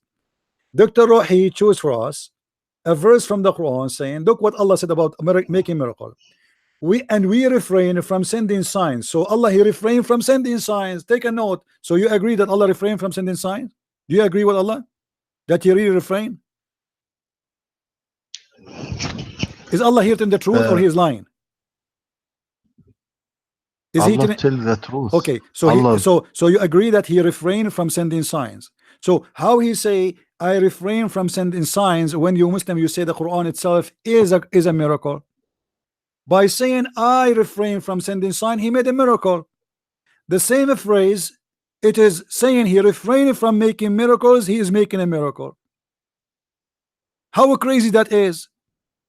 It's like saying I refrain from cooking when I am cooking live on camera. It's like saying I refrain from drinking when I am drinking. It's like saying I refrain from smoking when I am smoking. So how Allah he say I refrain from making miracle when supposedly the Quran itself is a miracle? That is additional proof that the Quran is nothing and never was a miracle, and it's not a miracle, and the Arab always make fun of it. And now here is the other lie. We refrain from sending miracles. Why? Because former generation, they did not believe in them. This is a lie. All the Christians believe in the miracles of Jesus. Most of the Jews converted to Christianity and they believe in the miracles of Jesus and all the prophets. So where is the ones who they are, and what this have to do with sending miracles? There's many people until now don't believe in Jesus, but yet he did miracles.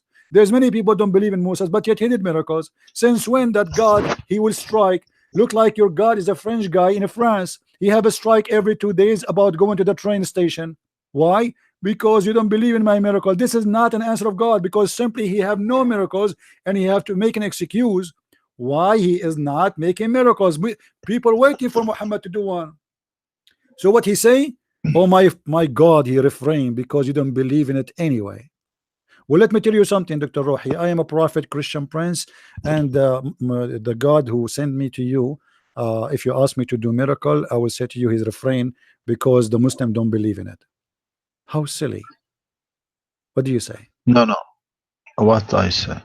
I say there is no connection between miracles and the prophecy, because the prophet is sent by God to guide the people. So what is the connection between the prophecy? There's a connection. There's a connection. There's a connection. No, hold on. The sea. Hold on. Dr. Rohi, look like your PhD is not helping you. Isn't it Allah who asked? Isn't it Allah who asked the Jews? Isn't it Allah who asked the Jews not to believe in anything unless a prophet he make a sacrifice, and then Allah he sent the fire to eat it? No. What do you mean no? Now listen. What do you mean no? No. You see, I want you to get me busted. What do you mean no?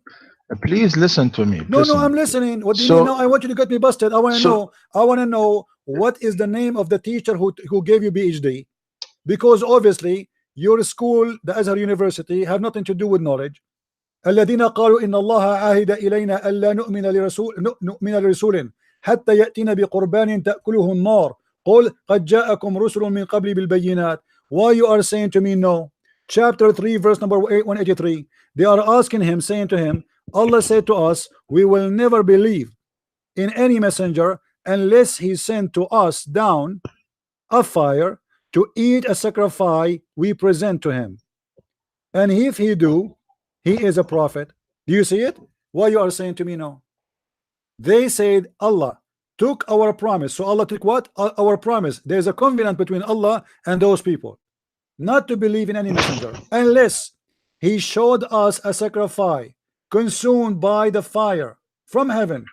Say, there come to you messengers before me with the clear signs, and even with that you ask for. Then why you slay them if you speak the truth? So here I go. You said it's not required for a prophet to have a miracle, but your God, he made a covenant with the people, saying don't believe in anyone, otherwise he might be a liar, unless he make a sacrifice, and then I send the fire from the sky and is going to eat it. And this is what happened with the children of Adam. Is that correct? Cain and Abel. Do you remember? Yes. Okay. And this is happened again.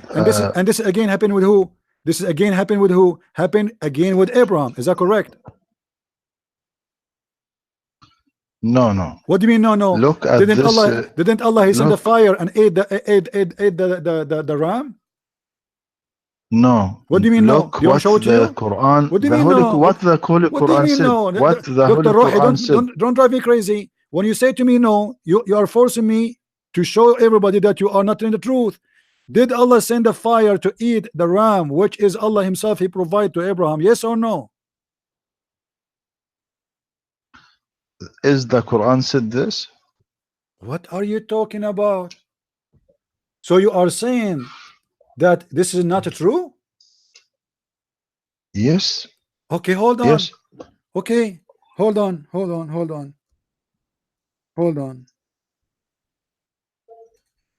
No problem. وَفَدَيْنَاهُ بِذَبْحٍ عَظِيمٍ. Chapter 37 verse 107. What happened to that ram which Allah he sent down to Abraham?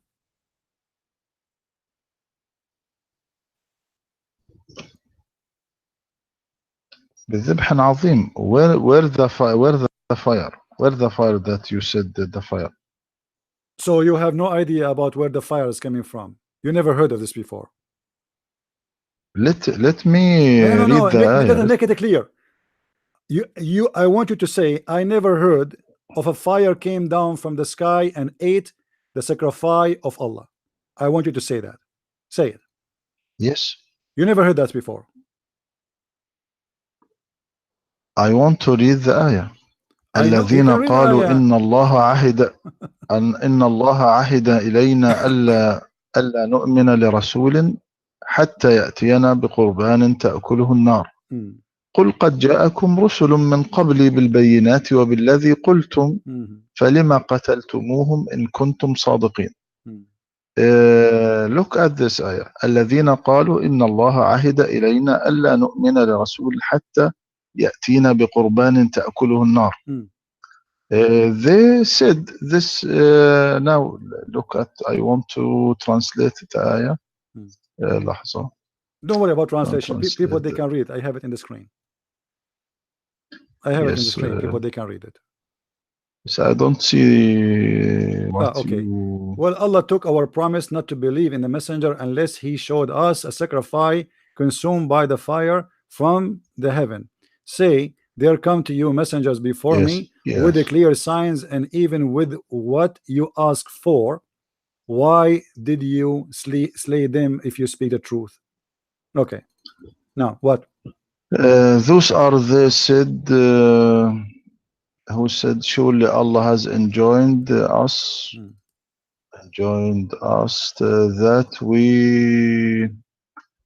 that we shouldn't believe in any messenger until he brings us an offering which the fire consumes. Say, indeed, there come to you messenger before me with the clear argument and with that which you demand. Why then did you kill them if you are truthful? It is translate Shakir. So the translate or the Quran, what he said, قل قد جاءكم رسل من قبلي بالبينات وبالذي قلتم not return to قربان بالذي قلتم يعني الذي طلبتموه كل ما طلبتموه miracles, كل الذي طلبوه من قبل. miracles, yeah. Yes, Okay. not return to قربان no, الذي تأكل قلتم, أمه. my friend, الذي قلتم, they are saying الذي قلتم قديما. what they said, what they said here, they said we have a covenant with God that we will not accept any prophet unless he give a sacrifice and he send the fire consumed by him from heaven. This is what they said. He's not talking about something they said 10 centuries ago. This is what they are asking for. If you are a prophet, okay, don't do miracles, make a sacrifice. Allah, he made a covenant between us and him that we will not accept anyone to call himself a prophet because he might be a liar unless he make a sacrifice, and God, he send a fire to prove this is a sign from him that this is a person I choose for you to be a prophet. Just do it. This is not a miracle. You see, they are even asking him a miracle. They are asking him to give a sign which Allah, he required himself. So Allah now, he is agreeing that this is the sign he told them. He didn't say, I didn't say that to you. He didn't say this is a lie. I never said that. Or what he said, yes, I did that, but well, if this is the case, what you want, how come you did not believe in the previous ones? And who are they, the one who did not believe in? And who is the one they slay?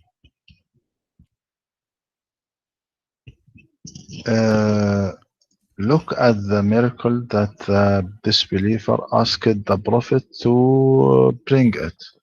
There is يعني this miracle وقالوا لن نؤمن لك حتى تفجر لنا من الأرض ينبوعا أو تكون لك جنة من نخيل وعنب فتفجر الأنهار خلالها تفجيرا. And they say, we will not believe you until you break open for us from the ground. So let us make it simple. Let's make it simple. Why Muhammad don't have miracles? Why Muhammad is a prophet of God who have no miracles? Muhammad not have a miracle because now look, when Moses were split the sea and changed the stick into snake or change his hand to white color يعني إلى آخره. And look at Jesus miracle like as a cure to the sick or ill. I ask him now where that miracle went now. It exists. Did you see it those miracle now? Hold on. No one saw this miracle. No. First of all, no one. My friend. Listen, you see it. You see it. You don't see it. It doesn't make any difference. We believe that he did, and there is miracles happening in the name of Jesus until now. But however, you admit and I admit that Jesus has miracles, and you admit that Muhammad has no miracles. The question is, why Muhammad don't have miracles? Why all the prophets? If Jesus is a prophet, Moses is a prophet, Abraham is a prophet, everybody is a prophet. Why everybody have a miracle except your prophet? Why? What the problem? Why Allah refrain only in the case of Muhammad? What Allah will lose if he give him like 5 miracles? What he will lose? His God. Miracle of Islam will be staying and remain in the world everlasting. Miracle of Islam was the book. This miracle, friend, this anyone can see it. Your prophet, he said, the best miracle of my friend, this is not true. This is not true. This is not a miracle. This is not a miracle. This is not miracle. Buddhism is still exist and will stay exist. Christianity is still exist. Atheism is increasing. What are you talking about? And even your prophet, he said, بدأ الإسلام غريبا وسوف يعود غريبا. Islam start as a strange little and is going to end as a stranger little. So don't tell me it's going to stay. There's no Muslims left. Where is the Muslims? There's no Muslim in this earth. Do you Dr. Rohi, be honest with me? Do you practice Islam today? Do you practice the Sunnah? Are you a Sunni? Are you a Sunni? Yes, I am a Sunni. Do you drink camel urine? Do you drink camel urine? No, what's why you don't drink camel urine? This is Sunnah. You're a prophet. When somebody convert to Islam, he ordered him to go and to drink the camel milk and the camel urine. Yes, I can show you the hadith. So you are not a Muslim, and you are not happy about what your prophet teaching, and you don't want to practice Islam. Your prophet, he used to clean his bum with 3 rocks. Do you do that? No, You're a no. prophet. You're a prophet. Used to shower in a water have dead dogs. Do you do that? Did your prophet shower in bi'ri bidaa? Look, please, my friend, My friend, I'm as asking to you. drink milk and Do you do what your prophet do? You don't. You are not a Muslim. A Muslim is someone who followed the prophet by Sunnah and the Quran, and you are not going to follow any of them. It was said, "Oh Allah now, Messenger, shall we use the water of bid'ah, which to perform ablution, while it is a well which menstruation, rags, flesh of dogs, and garbage thrown in it?" The prophet, he said, "Indeed, water is pure; nothing make it impure." Do you do that? Are you willing to do what your prophet did? no, you must understand, my friend. As to drink milk and urine as a medicine, there is a What rule medicine? saying Where it says when it's a medicine? Wait. um, Where your prophet, he said this is a medicine? he, the prophet in the Yeah, hadith, it says he did it as a medicine. This is as a medicine. no, Okay, let me yes, ask you, do you أنه Muslims, ناسا if I go right جاءوا إلى now, okay, I المدينة. will go with you. If I go right now in Egypt and you are an Egyptian, if I go to Egypt, do you Muslims sell medicine? It's called camel urine in your pharmacy. No, it is not. It is not. Why? Why you don't do that? No. You just said it's a medicine. Listen to me to explain, and you don't take me a chance to explain, to talk. Go ahead. As to drink milk and urine, there is a rule saying, when the work of man ends, the work of God begins. I mean, in the past, the dangerous diseases were healed by a simple things. Why? Because God completes where the man ends. For example, this all birth of the virgin girls is very difficult, and it is done by cesarean birth. But in the past days, the things were easier because God completes where man ends. Serious diseases were curing by easy things. In the past, there is not pharmacy to buy medicine from it. So using the urine as a medicine is a known things at all people. Or for example, Ibn Sina in his famous book, which called Al-Qanun fi Tibb, Law in Medicine, he said the useful urine is camel's urine, and he spoke a lot about urine in his book. And sure, you know, this book were teaching in all Europe's university. Also Hindus Is Ibn in the Sina, past were using was Ibn urine. Sina a Muslim? Yes, So he was you chased and tortured. All the scholars, Muslims, are proud about them. They've been chased and tortured, and they've been killed and accused to be kuffar. Do you want me to count for you all the no, names of the famous ones? That, who let me ask you, did you know somebody? Do you know somebody you are proud about? Are you proud about Ibn Sina? Give me a name you are proud about. all Muslims broaden. They are not Muslims. You Muslims accuse them to be kuffar, and we can show you the reference for all of them, including Ibn Khaldun, Ibn Sina, Al-Razi, all the names, you make a big title about them. But now, because now supposedly the West speak about them, but before you chase them, you want to kill them, and you killed many of them. We don't want to play the game. Let us focus on your prophet. Ibn Sina is not your prophet, is he? No, you're a prophet. Another topic. You're a prophet, my friend. You're a prophet. One day, a man, he came to him and he said to him, my brother, his belly is hurting him. You're a prophet. He said to him, go and tell him to drink honey. The guy, he come again and he told him he is getting worse. The prophet said to him, go and drink honey. Let me ask you a question. The story is in the front of our eyes. A person, he came to you and he said to you, my brother, not even him, his stomach is hurting him. How in the word Muhammad he said to the man, drink honey? How he knew that the honey is a solution? Was that inspiration from Allah, or it was that, or was his guessing?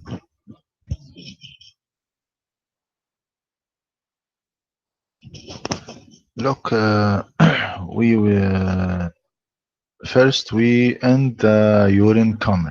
This is same, the same. We're talking Then about we medicine. No, we did not change. Don't worry. We will go back to the urine. We are talking about how Muhammad, he knew that this is a medicine. So when Muhammad, he said to a man, drink urine or drink honey, is that inspiration from God, or this is his own guessing? I want a clear answer. Yes, Prophet Muhammad didn't say to every sick, go and This is not the drink question, Dr. camel's Rohi. urine. This is not the question. That is not the question. The question is, when your prophet, he said to a person, go drink honey or go drink camel urine, is that his own guessing that this is a solution, or this was inspiration from God?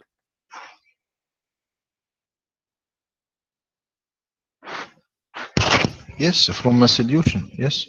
From what? Inspiration. It is a medicine for sick when he No, this is not the ordered to question. the This is not the man question. This is not to the eat honey. Dr. To eat Dr. honey. Rohi, I don't know why you are not answering. This is not the question. The question is, when Muhammad, he said drink honey or drink camel urine, was he told that by Allah, or it was his own idea, thinking that this will be a good solution? Is it from Allah or from him? By Allah, by Allah. Thank you very much. By Allah. Guys, he just said that the one who taught Muhammad that is Allah. So that must be true. Okay. How this guy, he keep coming to Muhammad, and his Billy, his brother Billy is getting more worse and more worse. And then your prophet, he said to him, your brother Billy is telling a lie, and Allah told the truth. Read with me carefully. Allah has spoke the truth, and your brother Boz are wrong. Have you ever heard of somebody saying that? He claimed that when he said to the guy, drink honey, Allah told the truth. So you are right. He claimed that this is inspiration from God. All right. So now the guy is getting worse. What if somebody have diabetes? Maybe have a diabetes. How Muhammad, he tell the guy without even asking him where, how, what happened? Right away, the guy, he came to him. He says, I have a stomach. My brother, he have a stomach pain. He said to him, drink honey. What kind of doctor the doctor is?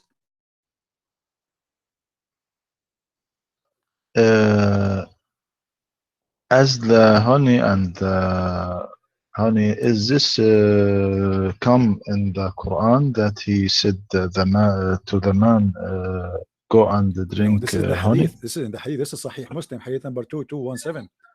You know, but it's the same, my friend. Like as an example, in the Quran, you said that your God Allah is a Lord. How Allah in the Quran, he makes such a mistake? The Quran claim that the bees, they eat the fruits. Is that true?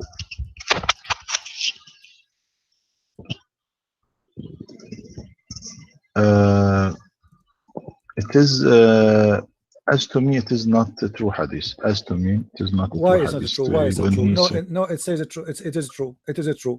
You are just, you know, sorry. I don't wanna say a word will upset you, but this is true. Look with me in the Quran what it says.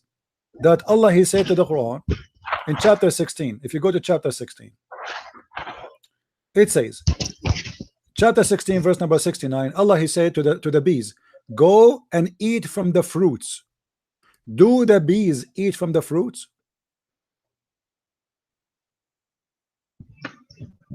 Okay, my friend, with this in another topic. Now I will go. No problem, but this is not another topic. I'm showing you that your God Allah cannot be God, because God, he should not say go and eat from the fruits. Bees don't eat from the fruits. Bees, they go and they bring the nectar, and in the same verse it says that, and there is the honey is issued from their bellies. So your God, he think that the honey of the bees is their poo-poo, and we are not eating their food, we are eating their poo-poo. So they go and eat fruits and they poo-poo honey. But the fact the honey is their food, they don't eat the fruits. This is why I am mentioning all those things to you. So you failed, Dr. Rohi, sadly, to tell us who is Allah, or what you said to us, he is something. Who is he? You do not know. You said he is a Lord, you cannot prove it. You said he told us about himself. There's no proof that he taught anything about himself, because obviously he say things doesn't make sense. And then he teaches wrong information. How the baby is created from the backbone and the ribs. And your prophet, he explained, he says whoever come first, the baby will resemble the parents. And then we find him, you speak about honey and camel urine. Everybody knows that urine is an acid, it will destroy your livers. Everybody knows that honey is very useful if you use it correctly. You don't give it to everybody. What if somebody have diabetes? He will die in a week. This is not a person who is inspired. A person who say that God said that he ordered the bees to go and eat from the fruits, and their honey is their poo-poo. The honey is not the poo-poo, is not their dirt. It is their food. Honeys is what they eat. They don't eat fruits. Thank you, Dr. Rohi, for calling. Feel free to call me anytime you wish. Thank you. We will debate about this in the coming week, inshallah. No problem. Thank you. Take care. My Good night, friend. my friend. Good night. Wish you the best. Good night. Good night. Okay. All right.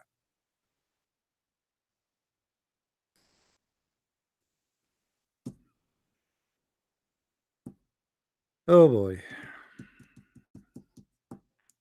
After how long we are talking? For how long we are talking now? Almost an hour and 45 minutes. Is it? Anyone get the answer what Allah is?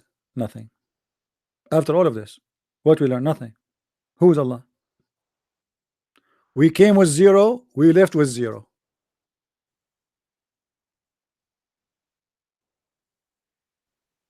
This is why it's very stupid to be a Muslim. They don't even know who's Allah. They have no idea who is he, what he is about, how he look, where he live, what he say, what he did not say. Oh, what they say to us that Muhammad he heard. What Muhammad? Where Muhammad he heard that camel urine is medicine?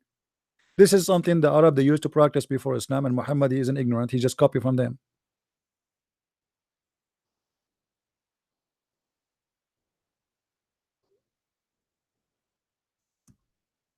If this is the guy who have a PhD, what about the guy who have high school?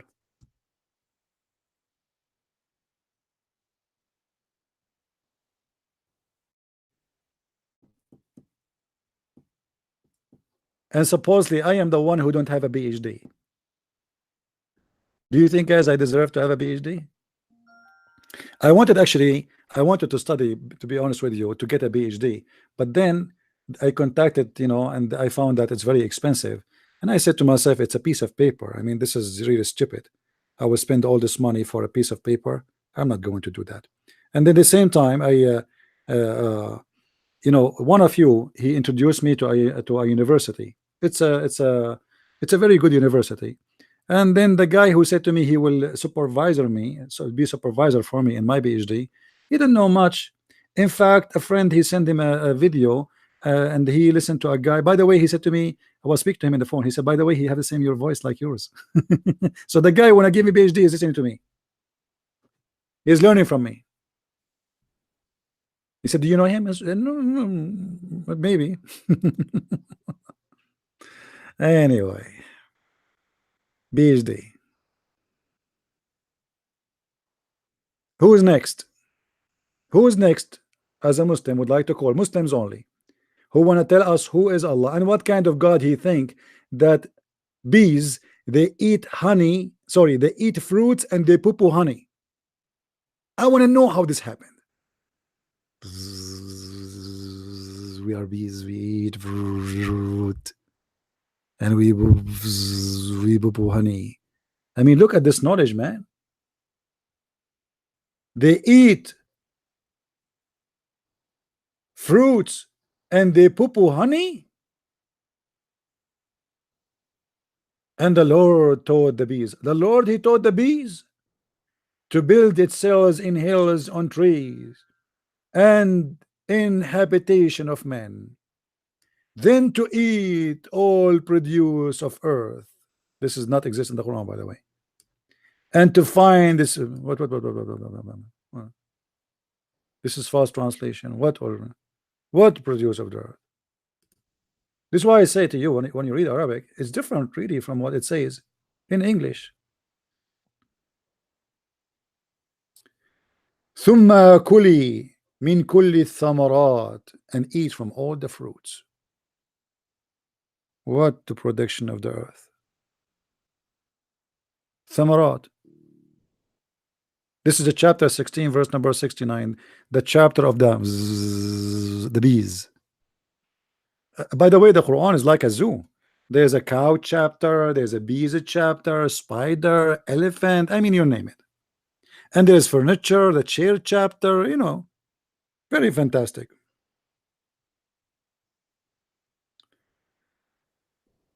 Any Abdul? Who is Abdul is going to call me so we can learn a little bit about Allah. Who is Allah? Until now, we got zero answer from the Abdul, sadly. Who is Mr. Abdul? He is willing to call us. Mayday, Mayday. We need a Abdul. Anyone? And you know what? I challenge any Muslim, life in front of you, to choose for me any chapter in the Quran, and he challenged me to show him a mistake which is stupid in that chapter. Who want to make the challenge? Anyone? You choose any chapter you wish, from the first page to the last page. Anyone?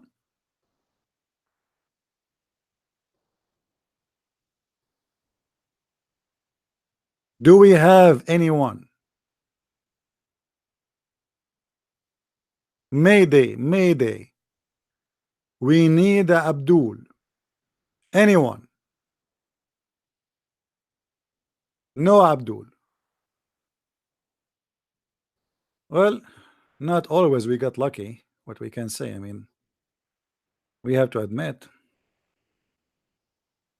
sometimes we have to wait here for hours in order to get Abdul. You know, sometimes we can get the Abdul easy, sometimes we cannot get the Abdul easy.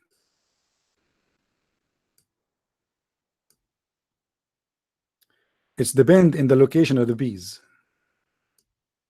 So can we have a Abdul? Who is the Abdul who want to get the blessing of Allah, the Lord of the world, the God who have a dog, who will eat you if you don't believe in him?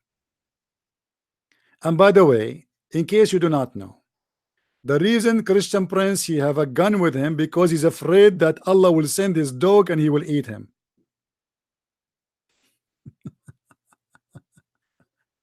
Allah has a dog. And the guy he said, I'm not going to believe in the Lord of the Star, so Allah he sent his dog and he ate him. Why Allah he don't send his dog to eat me and eat you?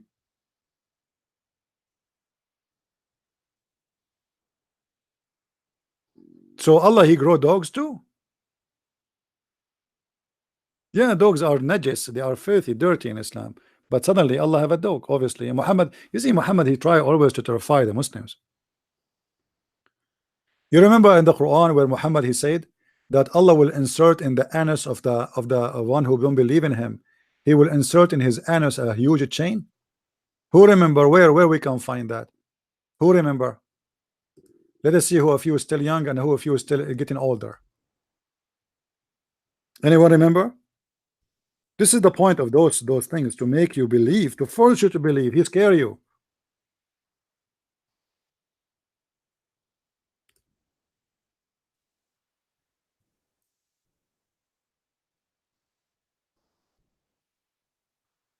ثم في سلسلة ذراعها 70 ذراعا فأسلكوا. Chapter 69, verse number 32. So unbelievable.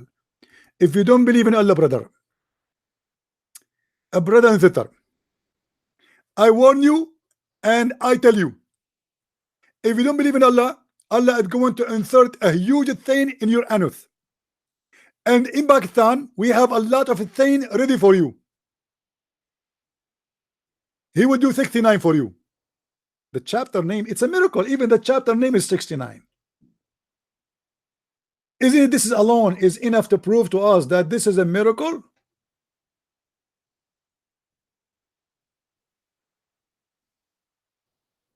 Read carefully with me. The knowledge of Allah, who will insert a chain in your anus. Ta-da-da, ta-da-da, ta-da-da. Please buy Nivea. Ta-da-da, ta-da-da, ta-da-da. You will need it very soon. Ta-da-da, ta-da-da, ta-da-da. All right. Where we are now.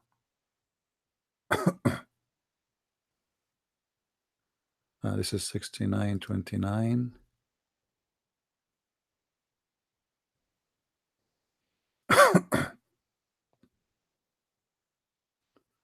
Hold on.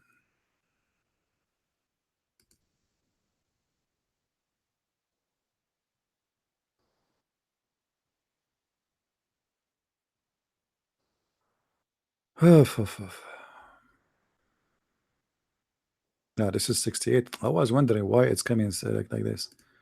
All right.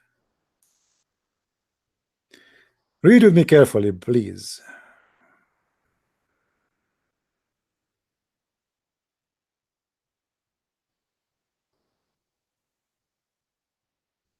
What's happening? Let us go to the main page. Hold on.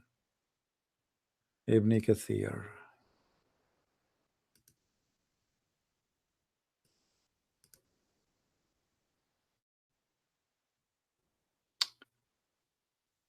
I will show you.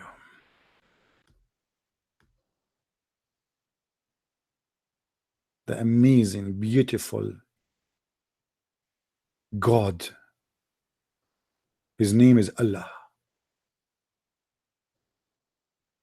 Okay. Here we go.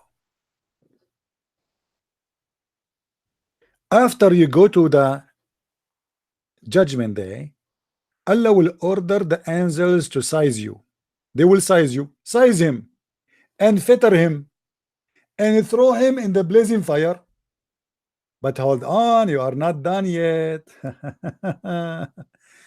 And then fasten him on a chain, wherefore the length is 70 cubits. Kabul Ahbar said, every ring of it will be equal to the entire amount of iron found in the world. I mean, do you see how big this chain? Every ring of this chain is equal to entire iron in the world. How many billions of tons that will be? Unbelievable. This is all for me. And then Al-Wafi reported that Ibn Abbas, that Ibn Jurayr, the blah blah blah blah said, each cubit will be former's length of an angel. If Ibn Jurayr reported, فَأَسْلِكُوهُ, explain what the word فَأَسْلِكُوهُ mean.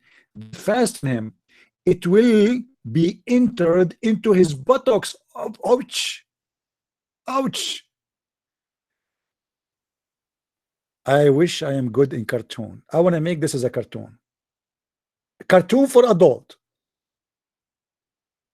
and they will play it in a Playboy station. We have a human being, or in the horror station, horror. It will be entered into his buttocks. So now we bring a guy, and then we bring a huge chain. Every ring of it is equal to all the iron in the world. And now the angels are pushing that chain in the buttocks. Bush, brother, bush. Brother, it's so thin. I mean, the chain is so big and his anus is so small. What we can do? The brother spit there or put some Nivea. So it will be entered into his buttocks and will pull out of his mouth. If. Can I draw? Sure, I can draw. What are you talking about? I am the best artist in the world. Okay, hold on. You see, you I just forgot that I am very good in drawing. Okay, this is the guy who don't believe in Allah.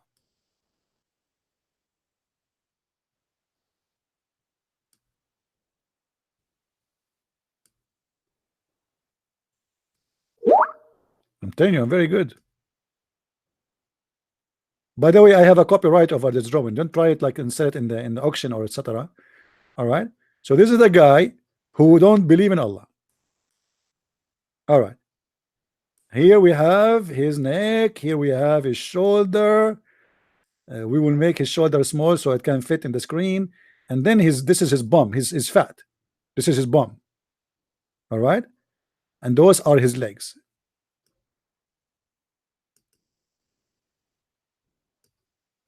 Then Allah will bring a huge chain. Huge. Big. I mean, really big. Very big and very, very huge.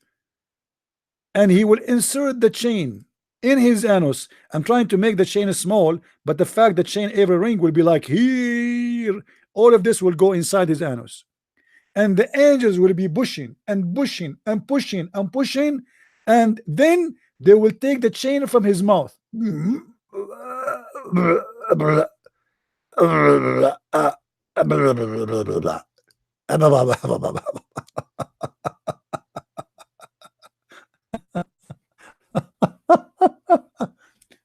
Don't forget to subscribe to my channel in case you like to learn how to draw. Forget about what we teach here. We will open a special class to teach you how to draw horror movie. Terror. I mean, obviously, this is a good religion and this is true God. And you know, even the Muslims, they went so far in describing for us the size of the chain and the size of the rings of this chain. Look, look, look. It will be entered into his buttocks and pulled out of his mouth. Then it will be arranged on, they will be arranged in the chain, just like luctos. Ooh, barbecue, barbecue. Allah will put us like luctos, and are arranged in a stick, is being roasted. Ooh. Al-Wafi reported from Ibn Abbas that he said it will run into his behind until it's brought from his to his nostrils. Let me see my nose. So Allah will put the chain in the ass, and then he will take it out from the nose. I mean, that's so beautiful and so much imaginary. I mean, who can reject such a religion? And now you have 1 million reasons to believe in the Prophet and to say Shahada. If you are worried about your anus, you better say Shahada. If you are worried about your nostril, you have to say Shahada. If you are worried about these things getting inside you, coming outside you from your mouth, you have to say Shahada. And then they continue in the description. They say, if a drop of lead like this, like what? Like the ring of the chain, and he pointed to the skull bone, were sent from the heaven to the earth, and it is a distance of 500 years. Look, the Muslim, they knew even what the distance is between them, you know. I mean, because Muhammad, he said that. Muhammad, he told them the distance between each heaven is 500 years in the camel speed. Do we have any Abdul?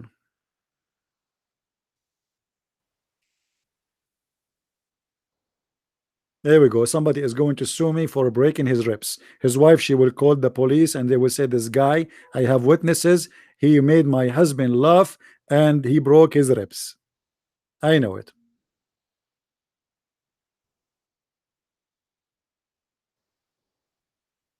Any Abdul? Hello? I'm lying, doesn't say camel speed. Well, Muhammad, when he measured the speed, he measured it by what? When he measured distance, he measured it by what? Do you want me to show you? By the travel of a camel. Because those Bedouin, they travel and they say it takes us there a month, a year. As an example, what is the distance of the flying carpet of Suleiman? Anyone remember? Who remember the flying carpet of Suleiman?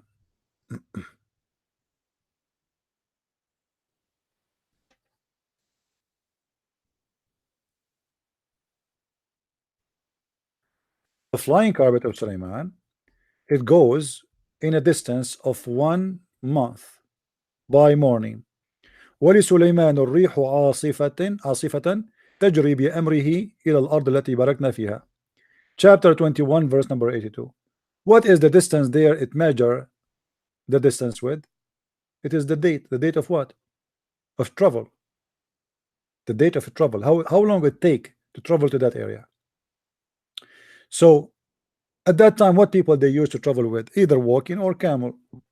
They are people of the desert. They don't have airplane. So if we go now in the same website to read the tafsir, chapter 21 verse number 81, let us go there.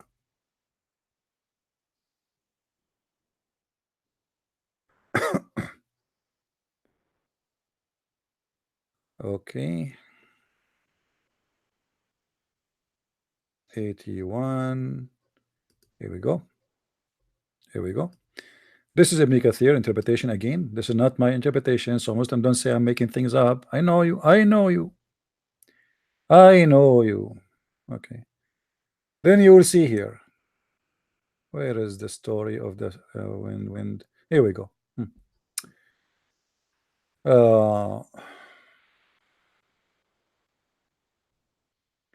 وَلِسُلَيْمَانُ الرِّيحُ عَاصِفَةً. And to Sulaiman we subjected the wind strongly. Ragging means we subjugated a strong wind to Sulaiman, running by his command toward the land which we would blessed, meaning the land which Asham, which is great Syria. And of everything we are all knower. He had a mat made of wood, which he would place all the equipment. Hold on, let me fix this thing here. You are not reading the whole thing.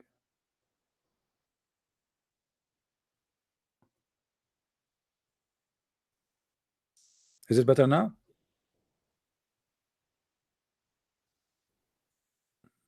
I want to be sure that you can see it.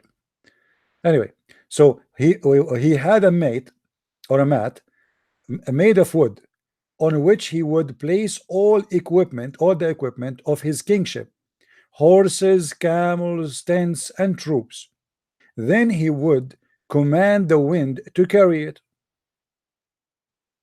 This is a very true story. My grandfather, he used to own the same kind of carpet, and we used to fly, all of us. We used to go every weekend to Las Vegas. We jump in the flying carpet, we put our donkeys, our the camel, all the Arabian stuff, all the Arab stuff. So a side belt, all the Arab needs. As you know, I am an Arab. So like this, what we take with us. Like we would go a trip, we take our side belt, we take C4. I mean, all sandwiches, all the sandwiches. So we take all the kingship with us, and then we jump in the top of the flying carpet, and then it take by noontime the distance of a month. Month of what? Travel by camel. So this guy, he fly to go from a place to place. By noontime he arrive. It's a distance of a month.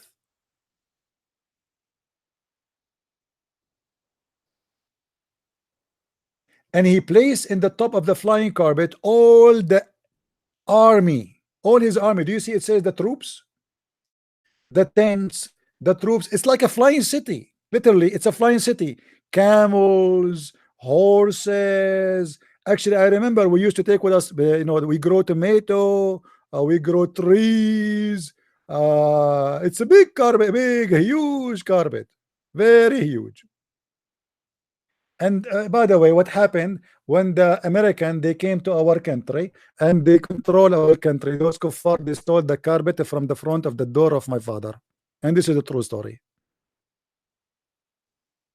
If we ask Zakir Naik about the flying carpet of Prophet Solomon, what he will say? Brother Fitter, there is a person, his name is the Christian Prince, and he always make fun of the flying carpet of a Prophet Solomon. And just to tell you how ignorant he is, imagine yourself, you are not exist in the year 2018, and somebody told you there is something it's called boing boing boing 777. You will not believe him because you never saw it. But in fact, it's true.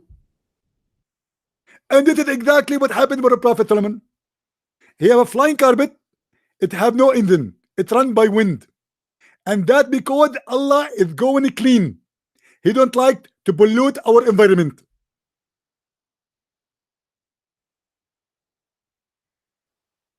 No alcohol, no fuel, nothing, brother. It's a pure clean wind. And until now, the Western, they are making energy from wind, trying to learn from Allah. Thank you very much. Are you Iraqi? What make me Iraqi? I mean, what's wrong? Every day I have a new citizenship. Sometimes I'm Iraqi, sometimes I'm Lebanese, sometimes I'm Syrian, sometimes I'm Jordanian, sometimes I'm Saudi.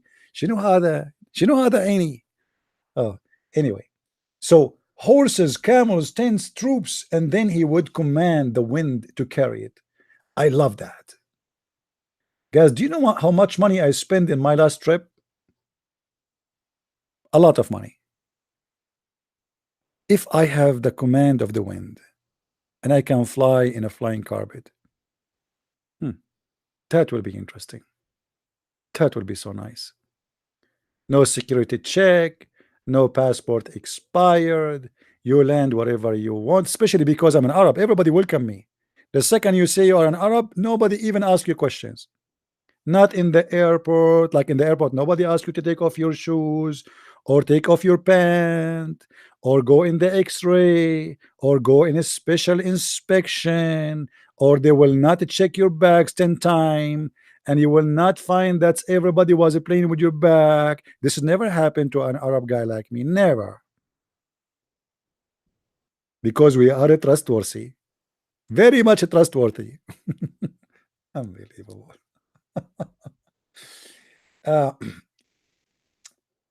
And he would, and it would, he would go underneath it. He could go underneath it, and it would carry him aloft, shading him and protecting him. What? From the heat. What? Not only you will be in the top of a flying carpet. By the way, here there's something missing in the translation. What they were saying, that when Suleiman he go in the top of the flying carpet, the birds will fly in the top of him to keep him in shade. And you can imagine how much poo Suleiman he used to enjoy. Imagine, like, in order to have shade of birds in the top of me, I have like what, 1,000 bird. How much poo that will do? The bird that poop every 5 seconds. So the birds are covering Suleiman and shading him. And this is a true story, by the way. All those stories are true. If you don't believe in Islam, you better believe now, because those stories can be found only in Islam. So until he reach wherever he want to go in the land.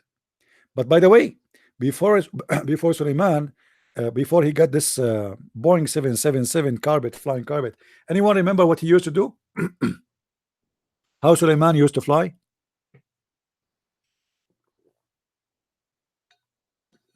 Anyone remember? Why Suleiman he got the flying carpet? Anyone remember?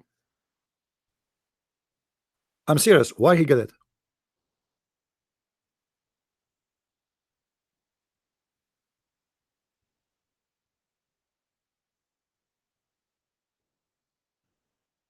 Because he used to have before a flying horse, and he one day he got angry and he slaughtered his horse. So Allah he sent him in his birthday another gift. It's a flying carpet. Any Muslim want to say this is false? I mean, why this guy is so lucky with the flying things, flying horse? You see, the Muslim, they say in the Bible there's unicorn. The Bible speak about unicorn. Unicorn is a real animal, not the one in the fictions. The one in the fictions is in your books, Muslims. In Arabic we call it Wahidul Qarn. It's not talking about those two, the one you see in the cartoon. It's talking about a real animal who is exist, and you can search in Google and you will see them. They are until now exist. But your prophet here is speaking about the unicorn, the one who fly, a flying horse and a flying carpet.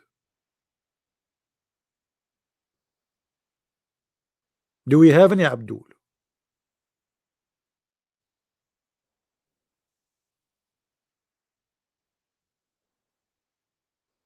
All those stories, Muhammad, he got them from the stupid stories of the Jews, the legend of the Jews. As simple as that, and he believed in them. If I ask you to be the godfather of my son, you will come to Germany. My friend Emmanuel, I will be honored to do so. But to be honest with you, I'm a poor man. I cannot afford really to travel a lot. I don't live in Germany. Otherwise, I honestly I will be honored to be so. Unless you want to buy me the ticket, because as you see, my flying carpet is gone. The flying carpet which I use, the American they stole it, the kuffar.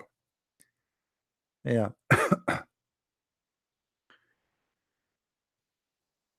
Do we have any Muslim?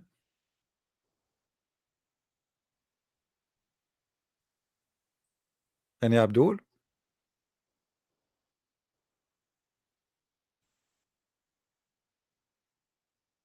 No Muslims, that's it? Are we out of them?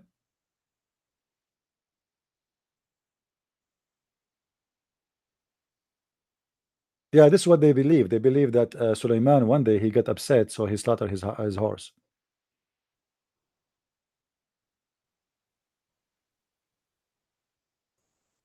No, I do not forget the minister of irrigation. You guys, do you know who is the minister of irrigation in Islam? Anyone knows? Who remember?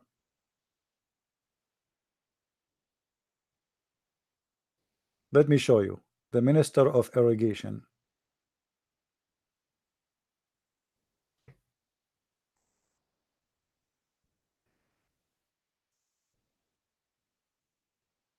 This is the minister of irrigation in Islam. No, it's a bird. This guy, he was hired by Sulaiman to be the minister of irrigation. If you go to any Islamic country, if the Muslim they see this bird, they will never even touch him.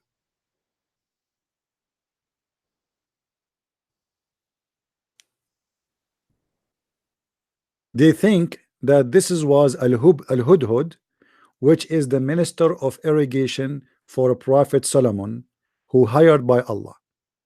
And this guy, he went all the way, and then he found for Sulaiman the queen of Sheba, who have no hair in her legs. So he was full-time minister of irrigation, part-time womanizer, or dating business.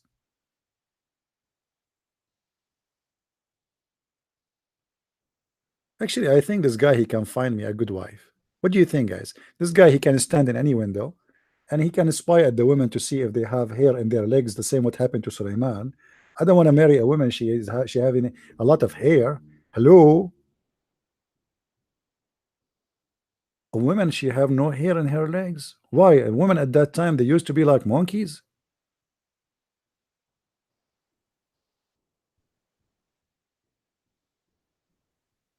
Any Abdul?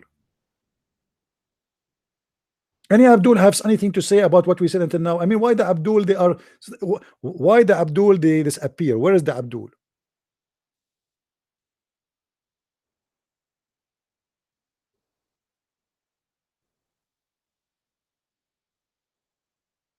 Anyone?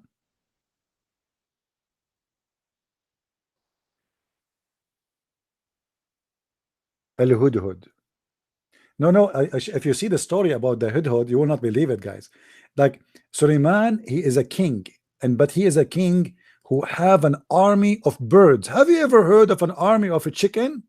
General Chicken, Brigade of Chicken, Sergeant Chicken, Sergeant Rooster. Okay.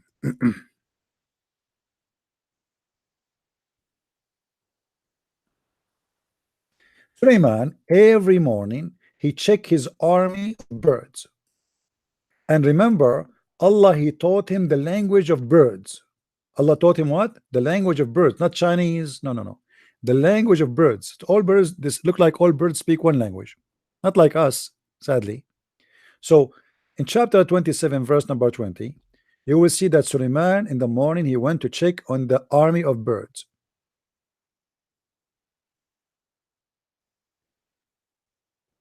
He took a muster of birds and he said, why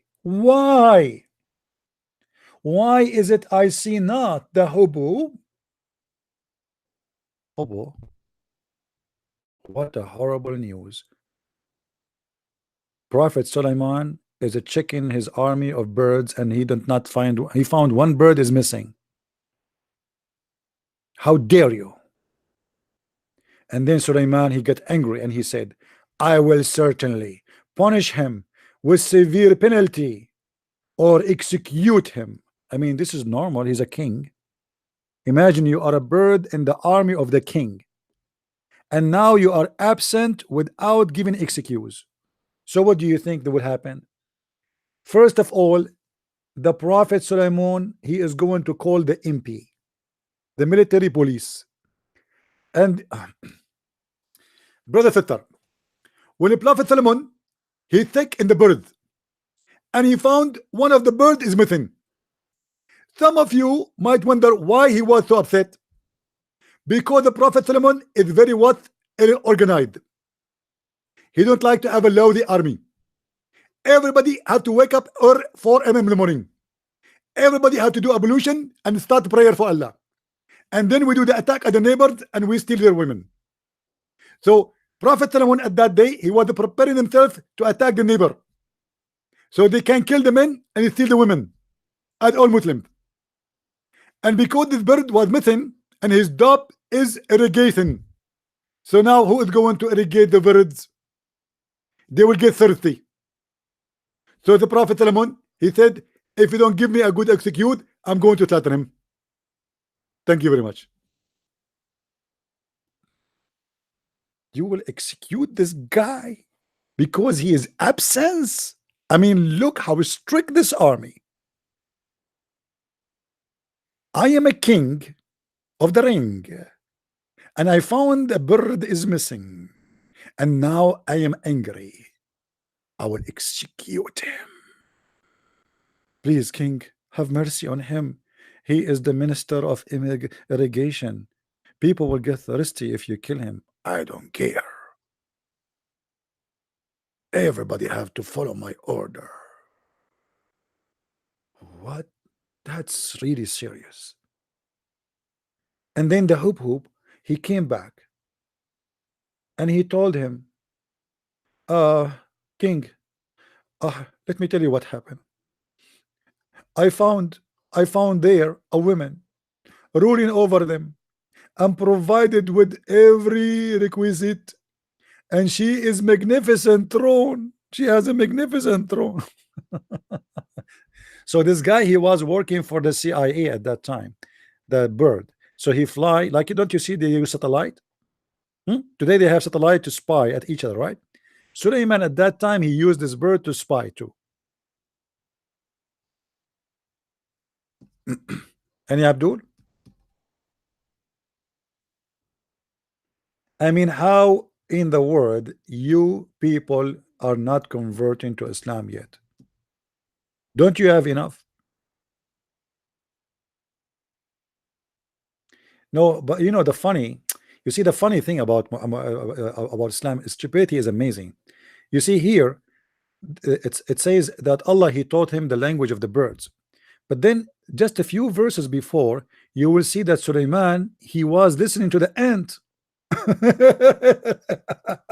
We forgot to talk about the ant, guys, in the Middle East, and this is a true story. Let me show you. And before Solomon were marched his host of jinn and men and birds. So his army is what? His army is a tree army. Army of genie, army of a human, army of birds. Yes, army of birds. And they were kept in order and ranks, so they are going in line, like you see in the cartoon. Like they are walking like in line, ranks. Unbelievable, unbelievable. Army of jinn, army of men, army of birds, and all of them, they are walking in ranks. They are marching. And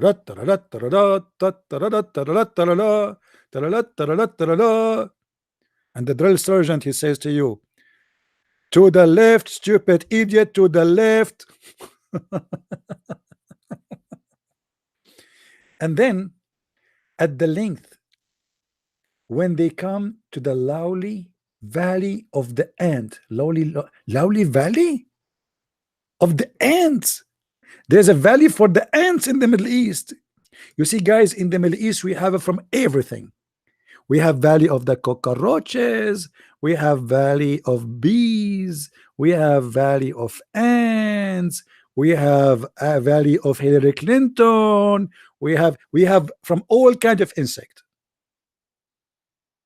Any insect you went to, we can find you a valley for it.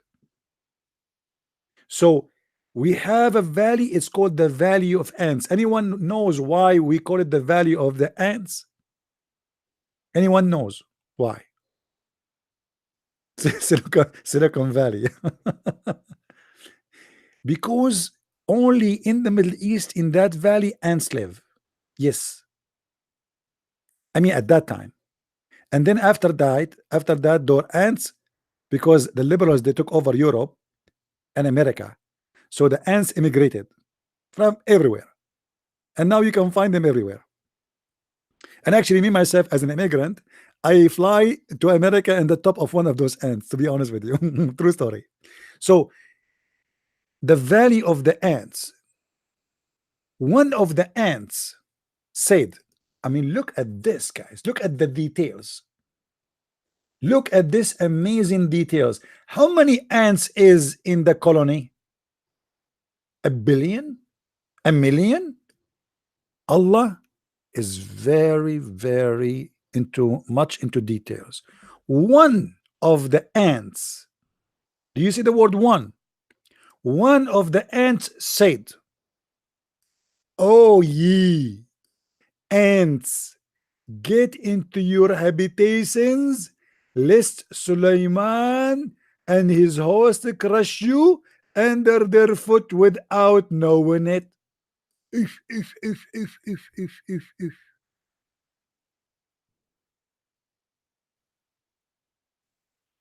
One of the ants said that. Not two, not a three, not four. We have to be honest. It is only one ant, because obviously she is the one in charge of guarding. The Muslim, by the way, they make an article about it, that there's ants who they are guardian to the other ants. But here it says one of the ants, Abdul. And one of the ants said, ants don't talk. Ants are deaf. Ants are blind. Do you know that? Actually, sorry, they are deaf and they are mute. They are deaf and they are mute. So how the ant, she said what she said, and then the Quran make more poo-poo. Said, so he smiled, amused at her speech. Speech? Solomon, he heard the speech of the ant. If. This guy, he can hear an ant. I mean, how strong his hearing is. But ants don't talk. You see, for sure ants talk. I mean, all creatures, they communicate. We can call it talk, but they don't really talk. Their communication, their talk is not by saying words. They communicate in two ways, either vibration or chemical. But the guy here, the Quran says, he was amused with her speech. So she made a speech. He heard her speech. But isn't it the Quran say that Allah he taught Sulaiman the language of birds? Allah he taught him the language of birds, but he's learned the language of ants. Look like Sulaiman he entered the wrong classroom. He thought he's learning bird language. It turned to be the ants. True story.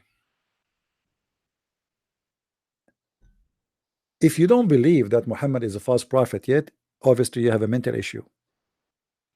All those stories, by the way, you can find them in something called the Legends of the Jews. The Jews, they have a lot of fairy tale stories about Suleiman, about David, about many. And they used to tell those stories to their kids.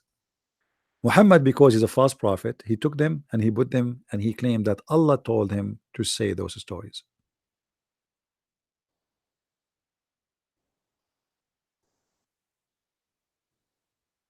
No, you can actually. It's for free because the Legion of the Jews translated by a guy, I forgot his name. It's not like a copyrighted, I think. So it's legally for free. You can download it from the internet. Just search for it. It's called the Legion of the Jews, and you will find the story, the exact story of the ants. You will see it there.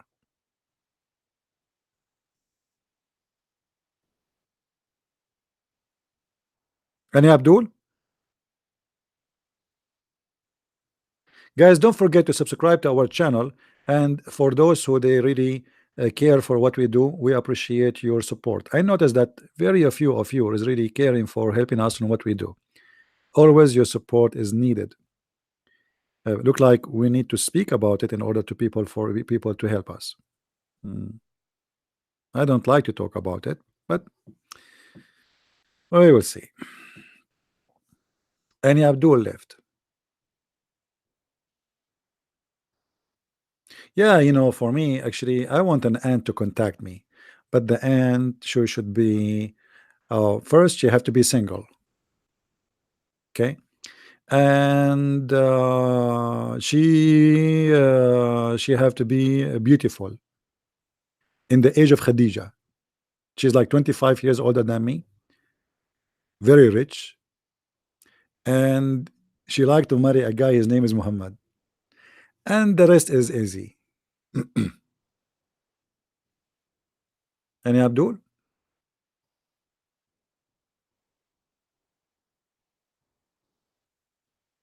Where is the Abdul? So we got one Abdul today. That's it.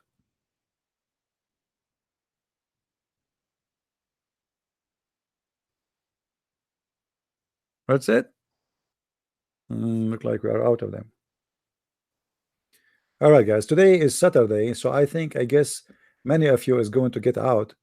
You are not like me who stay home doing his work in his computer. How many of you getting out today? Going to a dinner outside? Listen, any one of you, he invite me for a dinner outside with you, for sure you will pay.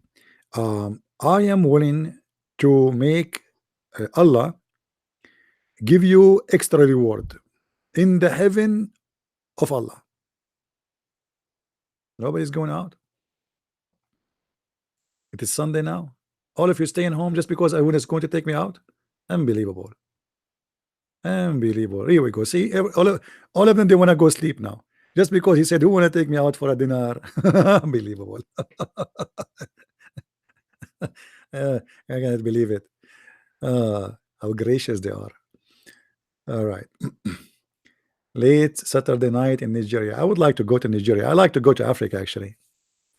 But because I know nothing there, I don't know anyone. Come to California? Yeah, right. I will never go to California. Full of those liberals. A woman there, she will accuse me that I did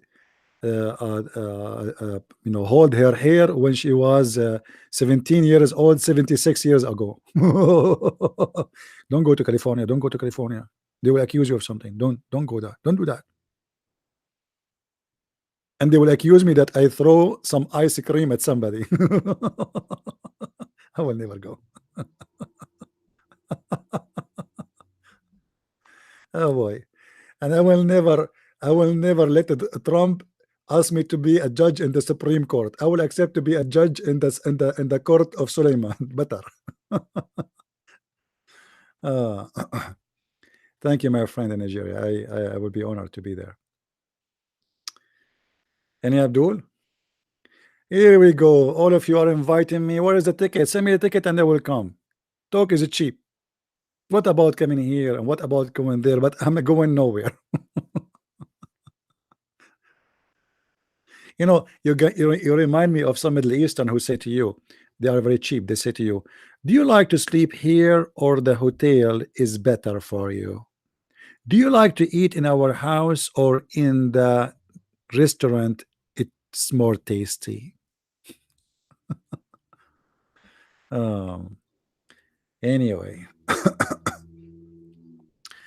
Any Abdul?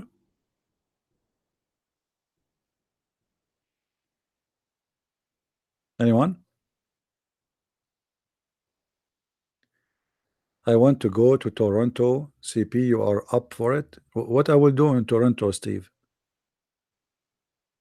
Last time I crossed the borders to Canada, they took off all the inside of my car. They thought I'm already a terrorist. They took me inside. They took all the inside of the doors, the chairs. They brought dogs. Unbelievable, so beautiful. Unbelievable. It's fun to be an Arab, to be honest with you. I mean, wherever you go, they love you. They give you hugs. You are going to be a superstar in 2 seconds. Very beautiful. Yeah, you will buy me a nice dinner. You want me to buy a ticket all the way to California, and then this woman, Dr. Frankenstein, whatever his name, she accused me of something to get a dinner. Keep dreaming. What if she's there?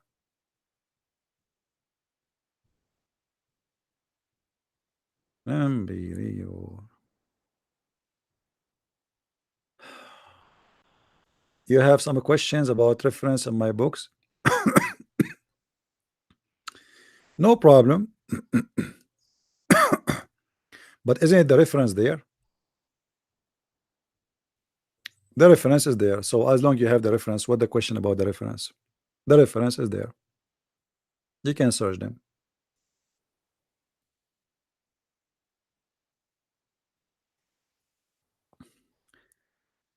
Any Abdul?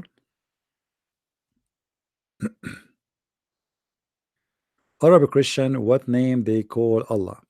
Well, you know, Arab Christians today, because after the occupation of the Muslims of 1400 years, they use the word Allah when they speak about God. But that is not really what is in the Bible. So yes, they use the same word, but this is a wrong thing, and that because of 1400 years of humiliation and occupation. Imagine you are controlled by ISIS for 2 weeks.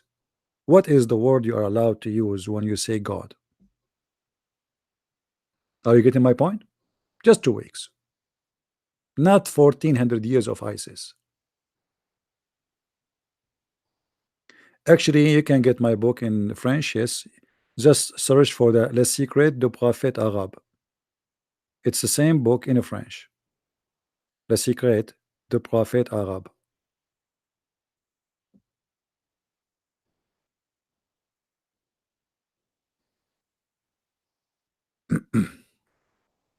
You see, the problem between us and the Muslims is not the name of the God.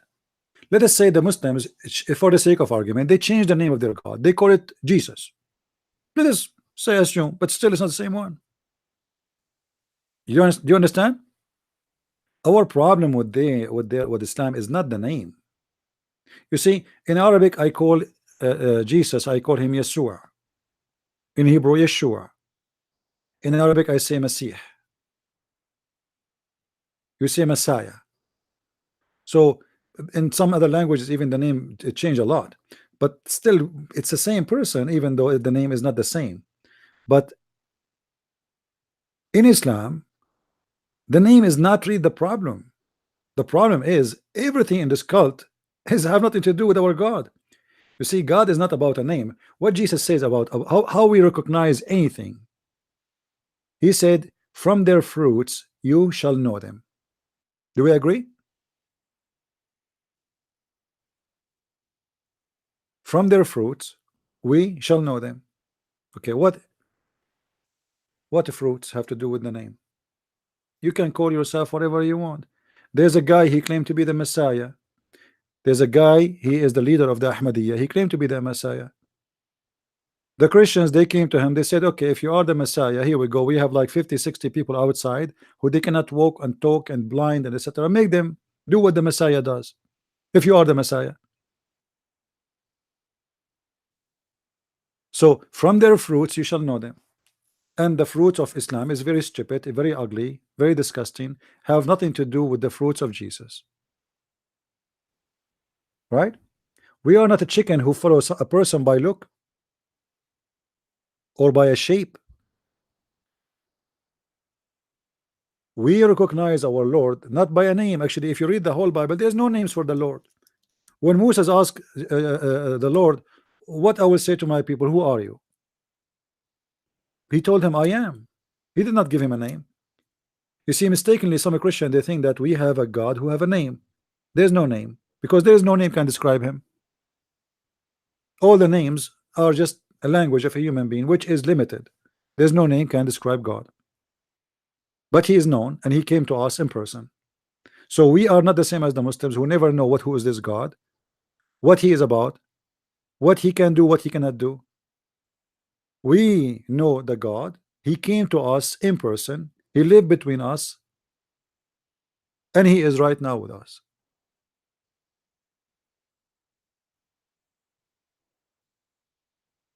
So my problem with Islam is not a name. If the Muslims, they change their God name and they call him Elohim, they call him Jehovah, still this is not him. You see, if somebody have a donkey and he changed the name of his donkey and he call it horse, still his donkey is a donkey, right? So don't fool yourself with the name. We don't have a problem with the name. You have only one God. Okay, first of all, prove to me that you have one God. Prove to me that his name is Allah, or prove to me who is Allah. You don't know what Allah mean. You don't know. Have you ever heard of somebody follow a God, he have a name, and you do not know what the name mean? Guys, did you hear Dr. Rohi? He said we do not know who is the first one who used that word. Did you hear him saying that?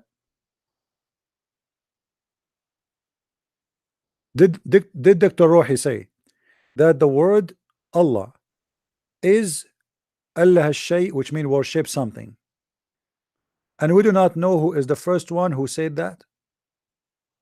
He said it's an Arabic word, but we do not know who is the first who said that. That's stupid. So you are worshiping something. This is a guy who have a PhD in Islam. We worship something. How you know that this something is one? And if he is one or two, who care? I don't refuse to call it Allah. I call it Allah. Your God is Allah, which is something. And you know, the funny, when Muslims they say we worship one God, who care if it's 1 or 20? If the God is a true God, if he is 1 or 20 God and they are true God, they are 20 God. Let us assume there is 1,000 God and they are true God. That will not change anything. They are true God still. They are 1 or 20 or 20,000. As long as it's true, it's true. If it is false, it's false. Are we getting the point? The Muslims are so proud that they worship one God, but yet they do not know who is this one God. And who care if he is 1 or 50? This is a stupid even argument. So you are worshiping one snake or 2 snake? And what a big deal. The Egyptian before you worship one God, the Christian worship one God, the Jews worship one God. So what? What does that mean? This is nothing to be proud about. If God is one, he's one. If he is two, he's two.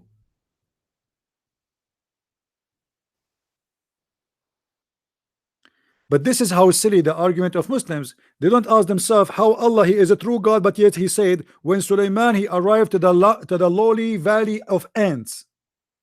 So you have one God who telling us that there is a prophet he was speaking and he hearing the ants talking. The ants don't talk and they don't speak. They are mute. And he was amused with her speech. This is the God you are talking about, who you worship? Is that him?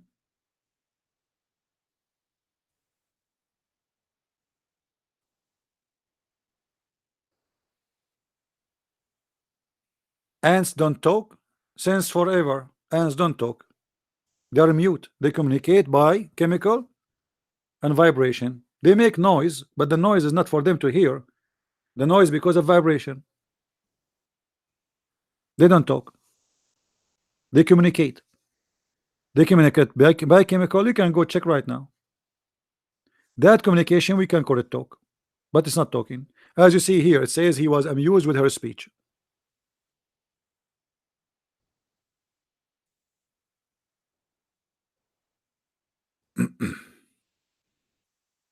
Who is a Muslim would like to call me?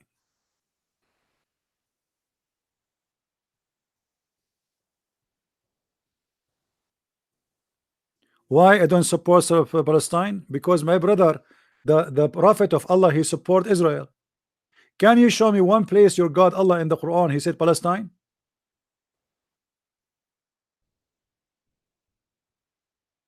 Why Allah don't support Palestine? Allah he support the Jews. Allah in the Quran he said that Allah he gave the land to the Jews. Chapter 5 verse 21.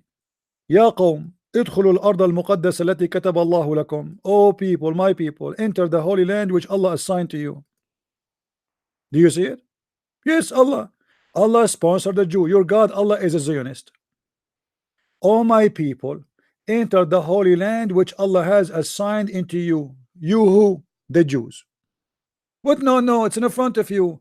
Remember Moses. Who is talking? Moses said to his people. Who is his people? Children of Israel. Do you see it?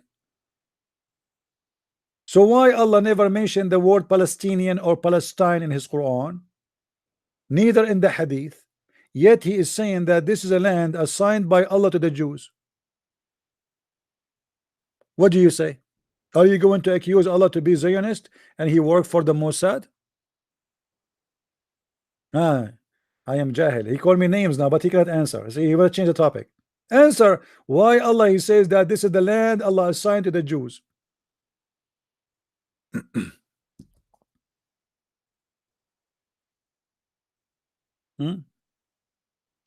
I am Faris CB and it is my 5th time or 6th you guys block me. Who is Faris? Are you the guy who said to me the Torah is not the book of Allah? I have no time for kids.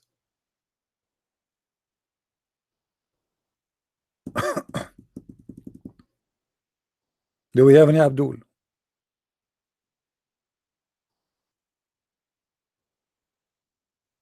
What kind of God? He, you know, if you read this verse, by the way, those verses, Allah he told Moses to go and kill all the Palestinians. Do you see it? They refused to go and assault the Palestinian, but among them, Allah-fearing men, two Jews. There's two Jews. They were Mujahideen, ISIS, whom Allah bestowed His grace. They said, assault them at the proper gate. Allah is praising the Jews who want to kill the Palestinians. Do you see it? Do you see it?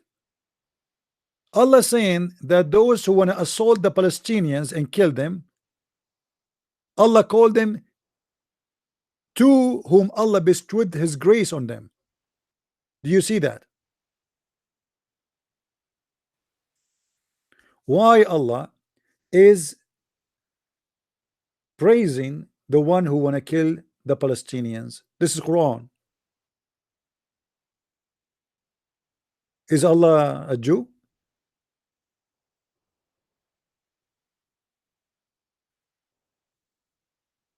Huh?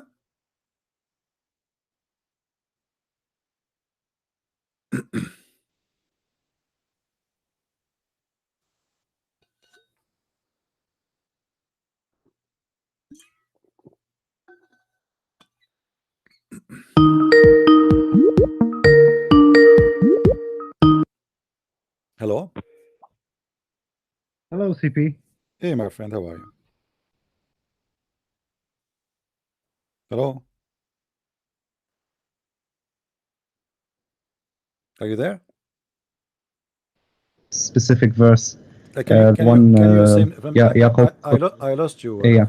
I lost you. I Go I ahead. went to the highest authority on Islam in Egypt Okay. to ask about. I went to the website and they gave there's a number and it says toll free and you request a fatwa and I asked them for the tafsir for this one. Funnily enough, I gave them all the details and I requested a fatwa and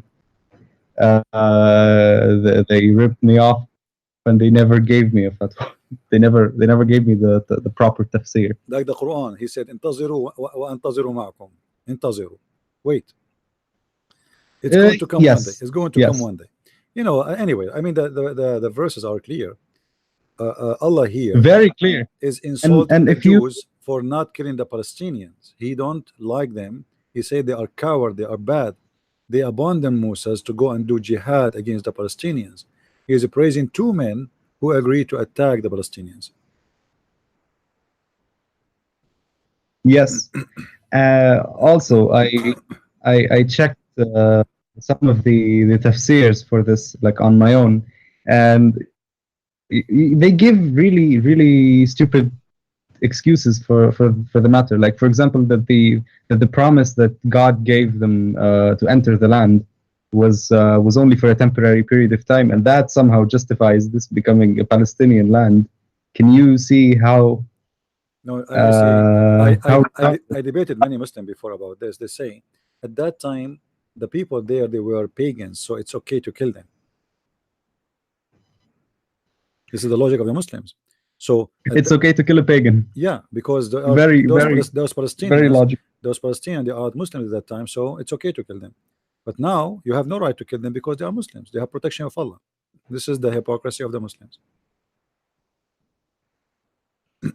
Yeah, you can kill anyone who's not a Muslim, but if you kill a Muslim, the whole world, the whole Muslim world falls apart. Yeah, you can kill a Muslim if he is just from other sect. It's okay, like because Muhammad he allowed Muslims to kill each other anyway.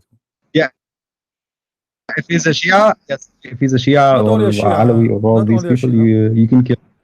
not only a Shia. The Quran confirmed that if there's two sect of you have a dispute and support the one who's right, but Muhammad he never said who is the one who's right. Everybody says I am the right one. So now the Sunni themselves they kill each other. You know, the Sunni they kill a lot of Sunnis, not only Shia, because anyone, as an example, if you go right now, Yes, as long you are yeah, searching about fatwa, you can go and search right now for the ones who claim that the Quran is created. There is many Sunnis, they believe for some time that the Quran is created. The Muslims they issue fatwa until now that anyone believe that the Quran is created, he is a kafir and should be killed. And from the time of Muhammad, there is many incident of people who were slaughtered for believing that the Quran was created. This is why, like, you know, there's a group they call them al-Mu'tazila, you know. So yeah. the second you just disagree about an opinion, the majority they will kill the minority, and if the majority in this place became minority in different place, they themselves they will be killed. As an example, in certain Yeah, time, yeah. Egypt used to be what, you know? Do you know what Egypt used to be? A Christian nation. No, before, I mean after, when Islam took over, became Shia. It became a Shia. Yes, yes. The Fatimiyyin. Right. So the Shia controlled Egypt for a long time. During that time, Yes. if you are a Sunni, you are a potato there. They will kill you. Suddenly, the Sunni took over. The king became a Sunni. Everybody transferred into Sunni overnight. Where the Shia? What happened? Yeah. Have you ever heard of a nation? The whole nation changed overnight? Because this is not really people who convert because they are, you know, convinced, but because when you put the sword in the neck of people, they change overnight. Yeah. The king is Sunni, they are Sunni. The king is Shia, they are Shia. Who care? They want to live. People, they are poor, they want to live. If there's anything else, my friend? Yes.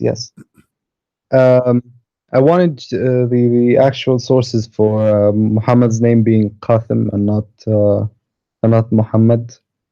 Yeah, you can find that actually in many sources. You speak Arabic, right? Yes, I do. Yeah, you can search. There's an article written by Dr. The Tunisian writer. Right. You can go Uh, and but if you can get the article, he gave a lot of source actually, and if you can get his book too. However, this is exist in Ibn Kathir. This exists in many places. That what happened that the grandfather of Muhammad, he used to yes. have a child before Muhammad. Remember Muhammad, he is an orphan, right? He is supposedly an orphan. All right, which is what they say. However, his grandfather, he have a son, which means this is the uncle of Muhammad. He have an uncle. Yes. His name is Qatham, and Qatham, he passed away. So the Arab, what they used to do, the first baby is born after the one who passed away. They name him by his name. So he caught the name of his. He got the name of his uncle, Qatham. Yeah. Anyway, the Muslim, they say this is not true. Many of them, but for sure there's a lot of evidence about that. And in the same time, the stories of the Quran and Muhammad confirm that this is not his name. Because if Muhammad's name is Muhammad, why his name in different verse in the Quran is Ahmad? Why it is Mustafa sometime? Yes. The name of a person, that is not a name. That is it's an adjective, not a name. It's a title. He praised himself that he is Muhammad. Simply, he was a person trying to replace Jesus. He's trying to be Jesus of today, of his time. So he is the praised one. People before, it's a very intricate and very well made system, to be honest. If Muhammad really came up with this on his own, then I really think that he has like enough intelligence to do something like that in his time. Don't you think? It's not about intelligence. Sometimes you can be a stupid, and you became a king because opportunity is coming. He said the right things in the right time. No, it's not actually. It's not even the right things in the right time. About he said no. It's about if you go and see how Muhammad he became what he became. Muhammad was rejected by all the good ones. The one who joined him, it was the gang. Al-Ru'a, Yes. So the mercenaries. Missionaries mercenary, they join him, and he start attacking. He's a gang. Even the Muslim agree. He attacked the caravans. He steal the clothes and the food. This is what he is. What does this have to do with the Prophet? All in the name of Allah. Yeah, and almost he was destroyed. Actually, almost he was destroyed. But it was his luck, and things work in his side. The Arab, they were not united against him, so he was able to be successful somehow. And in the same time, the Persian and the Roman, they were fighting each other for more than 300 years, and both they are exhausted, totally exhausted. So Muhammad, when he finished with the Arab, he found nobody to stop him. The Persian are gone, the Roman are so tired. They've been victorious, yes, but don't have more men to fight. You see, remember in the Quran the chapter of a Roman, where it says that the Roman they've been defeated. Right. So the Roman, obviously they are not in good shape. They just defeated, and then after a few years defeated the Persian, which means both of them, they are really exhausted. They are defeating each other because both of them, they are almost, it's like two guys are fighting for 300 years and they have no energy left. So Muhammad, he came in a perfect time where both of them, they are sitting in the side of the fence and they cannot move. So he came in a perfect time. So it was how unlucky for the world. Yeah, that's what happened. So he came in a perfect time for him, and this is what happened. That's what happened. The devil support evil. But the kingdom of Muhammad did not really live long, because you see, if you read the history, you will see that Islam is gone since the beginning of Muhammad, because after that it was hijacked by families and businesses.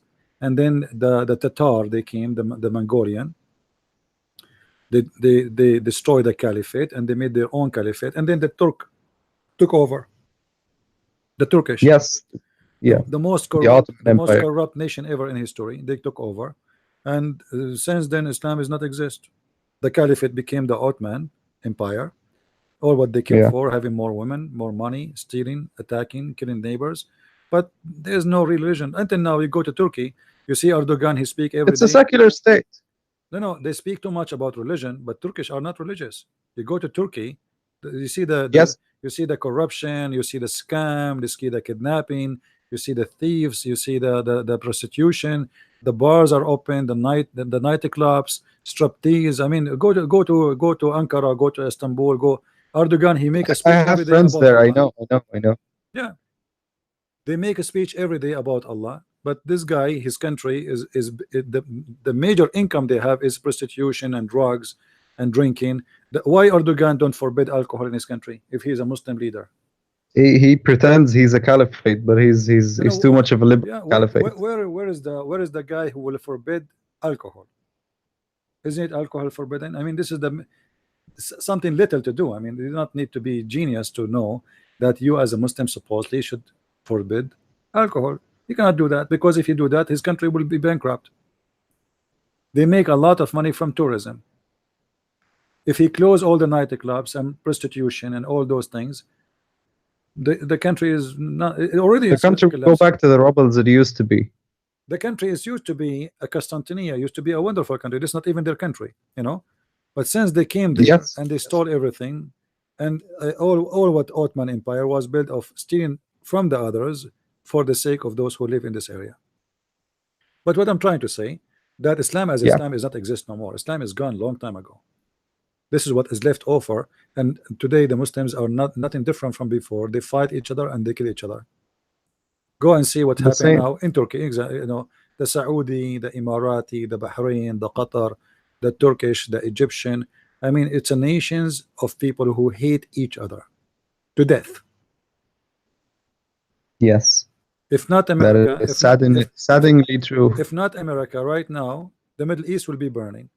Turkey will attack Syria, Saudi Arabia, Egyptian, and they will attack Turkey. Iran will attack Saudi Arabia. The whole Islamic countries will be killing each other. Actually, already are killing each other anyway. War in Iran, war in Yemen, war in Syria, war with the Kurdish, war in Iraq, war in Afghanistan, war in Pakistan, war in Libya. I mean, where is there's a Muslim country they don't have a war?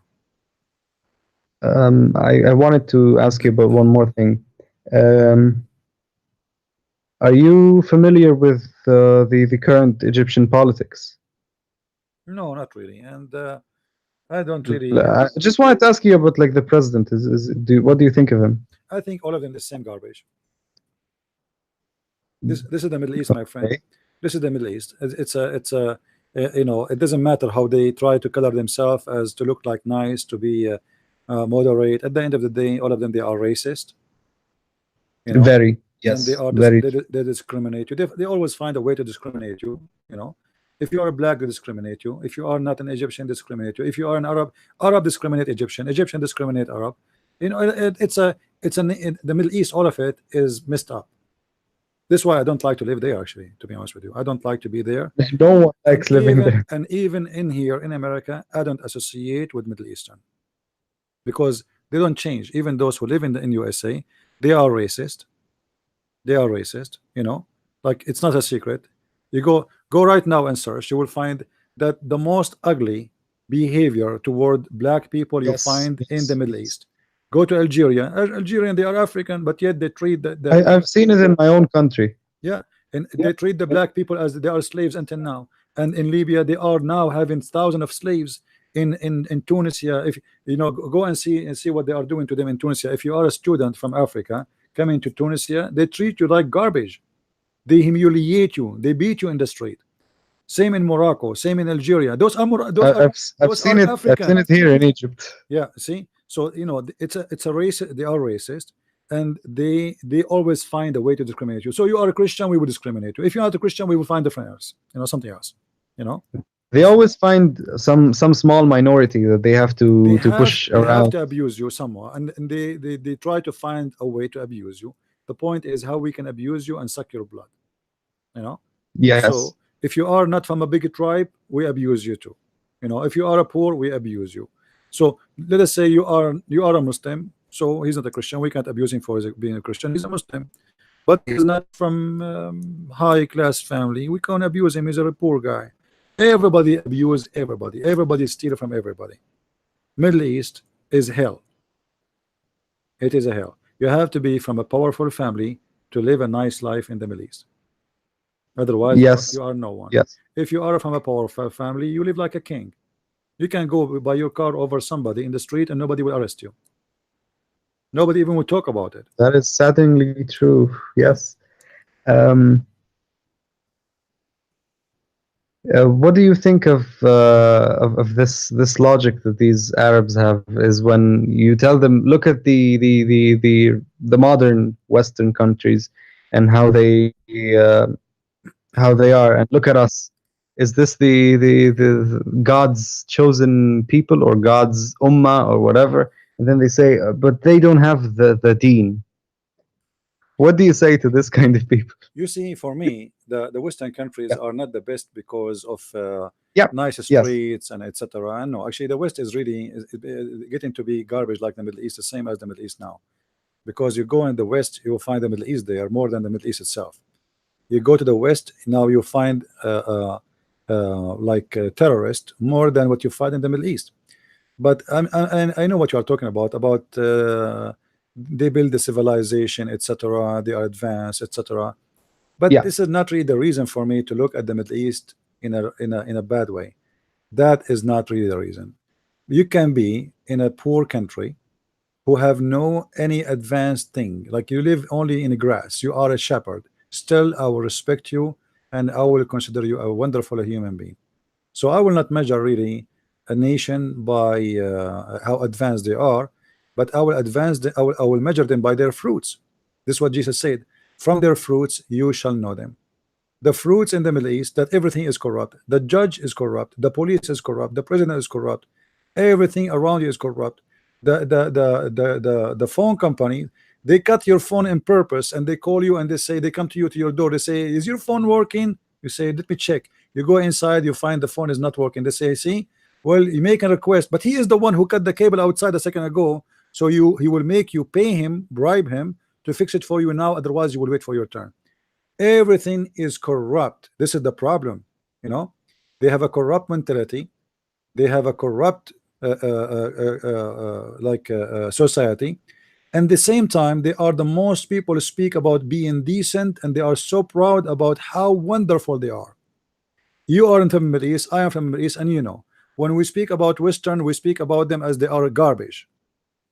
Yes. Yes. You know? And we are the Look best. at the garbage West. Look at how immoral they are. Look at how irreligious they are. We No, have not the only deen. that, We not are only the that. best. If you speak about Western women in the Middle East, they speak about Yeah. them, they are whore. But A slut. but if you go in the Middle East, you'll see how women, they are taking drugs, sleeping with around, and you know, they do everything in the book of the devil. But in the same time, they claim that they are the best of mankind. It's because of how they've been. What's the word? You know, they've been kept away from these things, and they finally found the chance to do it. So Yeah, but you no, know, I'm saying it's a society of hypocrisy. Everything very. is hypocrisy. The in the Middle East, in the culture of the Middle Eastern, if you are a male, you can go sleep out, your mother knows, your father knows, and nobody will be upset. If you are a girl and you do the same as your brother, You'll you be will go slaughtered. crazy, you know. And this is why everything is done under the carpet. Women, they go sleep around, men, they sleep around. Number one product in the Middle East for women is virgin again. All women, they go sleep around, and then before they get married, they buy a product, it's called virgin again, where women, she inserted somewhere, and in the wedding night she claimed that she is a virgin, and then the husband, he will see the blood, and he will be proud that his wife, she is a decent woman, but in fact his wife, she did what nobody did before. There's a woman, her name is Foxy. Anyone remember her video, guys? Anyone remember I the video of Foxy? This is a am not. stupid Canadian woman who converted to Islam, and then she Yeah. started living with the Muslim, and then she made a video to speak about the virgin. She is upset because they keep talking about you have to be a virgin, you have to be a virgin. And then she said, Muslim women, she go in the library, they go under the table, they do it. I'm not going to say the language she is saying, very dirty. They sleep with everybody, and then they do it everywhere except there. And then they claim to be virgin, but they are not virgin. So this video, I advise people to watch it. If anyone have it, please post it in the chat. I think it was called Foxy. I'll watch it after the stream. Yeah, if somebody can find it, if somebody remember the name or remember where we can find the video, please post it in the chat so they can see it. This woman, she converted to Islam, she lived between the Muslims, and she was shocked about how corrupt the society, that women, they wear hijab, they claim that they are decent, but in fact they do everything you can imagine and things you cannot even imagine. And she was, or obviously she is suffering because she is at the end of the day, she converted to Islam, yes, but they consider her as a Western. And for them, those people, they look at the Western that she is I don't want to use the bad word, she is a, Yeah, you know what I'm saying. So a yeah, she promiscuous woman. is a very bad woman, as simple as that. Yeah. So she converted to Islam, she thought she would be treated nicely, she thought this is a decent community, and then she noticed how hypocrite they are. Anyone find the video of Foxy? Nobody. Maybe somebody will find it. Anyway, anything else, my friend, you want to say? No, thank you. This is great. All right, thank you very much for calling. You're welcome. And I will try to find the video for you so you can watch it. Thanks, CP. I can't play it here because they will make it copyright claim, Yeah. The copyright strikes. All right, take care, my friend. You're welcome. Thank you.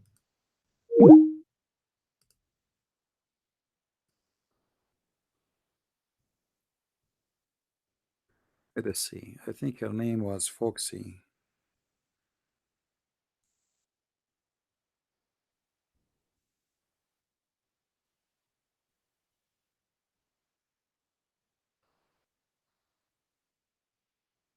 Well, this video should be kept online. Actually, people, they should spread it around because it's really present a lot of of the truth. Here we go. I found it. You go, guys, and download it. And please download it and share it everywhere, because this is a very honest video made by this woman, stupid woman who converted to Islam. I just posted. It's there. Do you see it? It's literally, it's speaking the truth about the cult of Islam. So download it and post it everywhere. This is a stupid woman, Canadian. She converted to Islam, and there she is telling you how much hypocrite the Muslims are. I wish I can play it for you, even though she used a very filthy language, and this is why maybe she converted to Islam.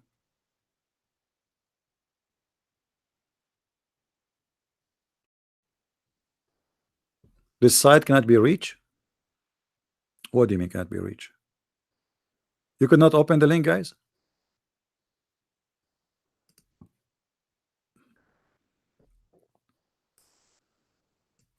Did the link open? Did the YouTube link open or no? No? Okay, let me see. If I post it in the, I will post it in the info of the video here. Let me see. I think now it should open. It should show.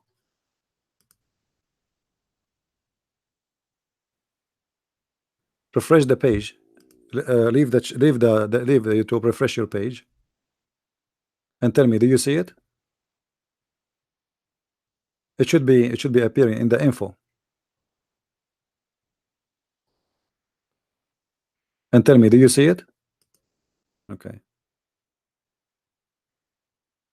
All right. Yeah, now you can click on it and you can download it, and you will see how this woman, she say everything about Islam. as it is. How hypocrite they are. They claim to be virgins, they claim to be etc. They claim, but in the same time everything they claim is not true, far away from the truth.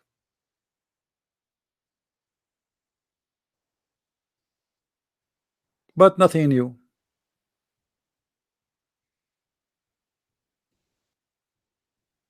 But just be aware, she have a very dirty tongue. And obviously she have a mental issue to convert to Islam anyway. A human being, he have a intelligent, will not convert to Islam.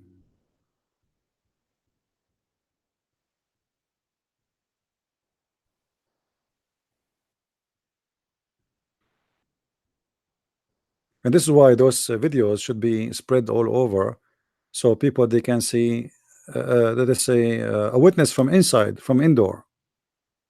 You see, when I talk about Islam, they will say, okay, this guy, he is a Christian prince, he don't like Islam, etc. He teach against it. But this is a girl, she is a Muslim now, supposedly. She converted to Islam. She is part of this stupid cult. She work in Dubai, I think.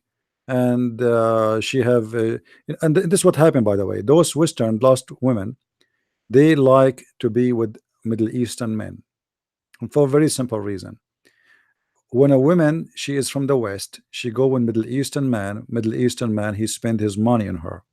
Not like Western men who they talk to you equally. Like we go to the restaurant 50-50, we go to the movie, you pay 50-50, we share an apartment, we pay 50-50.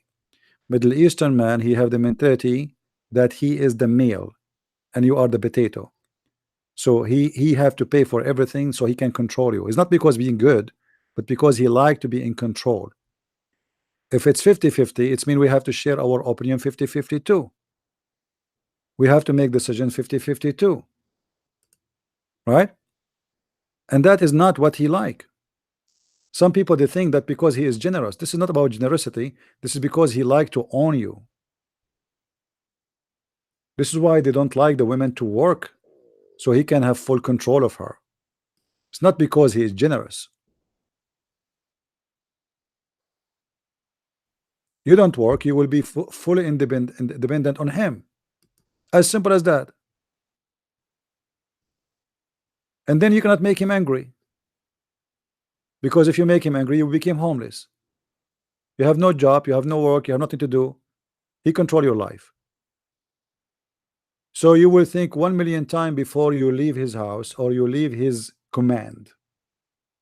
So those women who they are lazy, they like to have gifts, they like to have somebody spend their money on them. This is why they go out with Muslim men.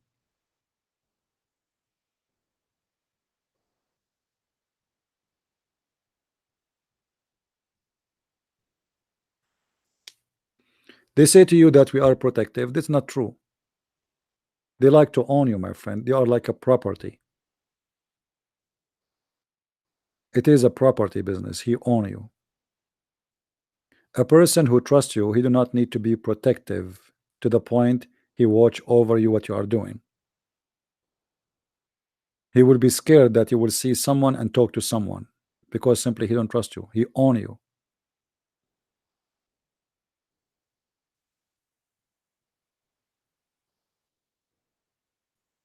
Anyway, I think we have enough for today. I hope today, guys, you have a good time. And for those who download my videos, you can download the whole video. And maybe it's better if you cut where we finish with Dr. Rohi and make it as a full video debate with Dr. Rohi for today, and name it "Who is Allah? Dr. Rohi versus a Christian Prince." And for sure, as usual, Muslims defeated the Christian Prince as usual, as always. Thank you very much, my friends, for being here. May the Lord bless you all, and I wish you the best of time with your family and your friends in this blessed weekend. Christ is Lord, and Islam is false. And we see you soon again. Thank you. Bye-bye.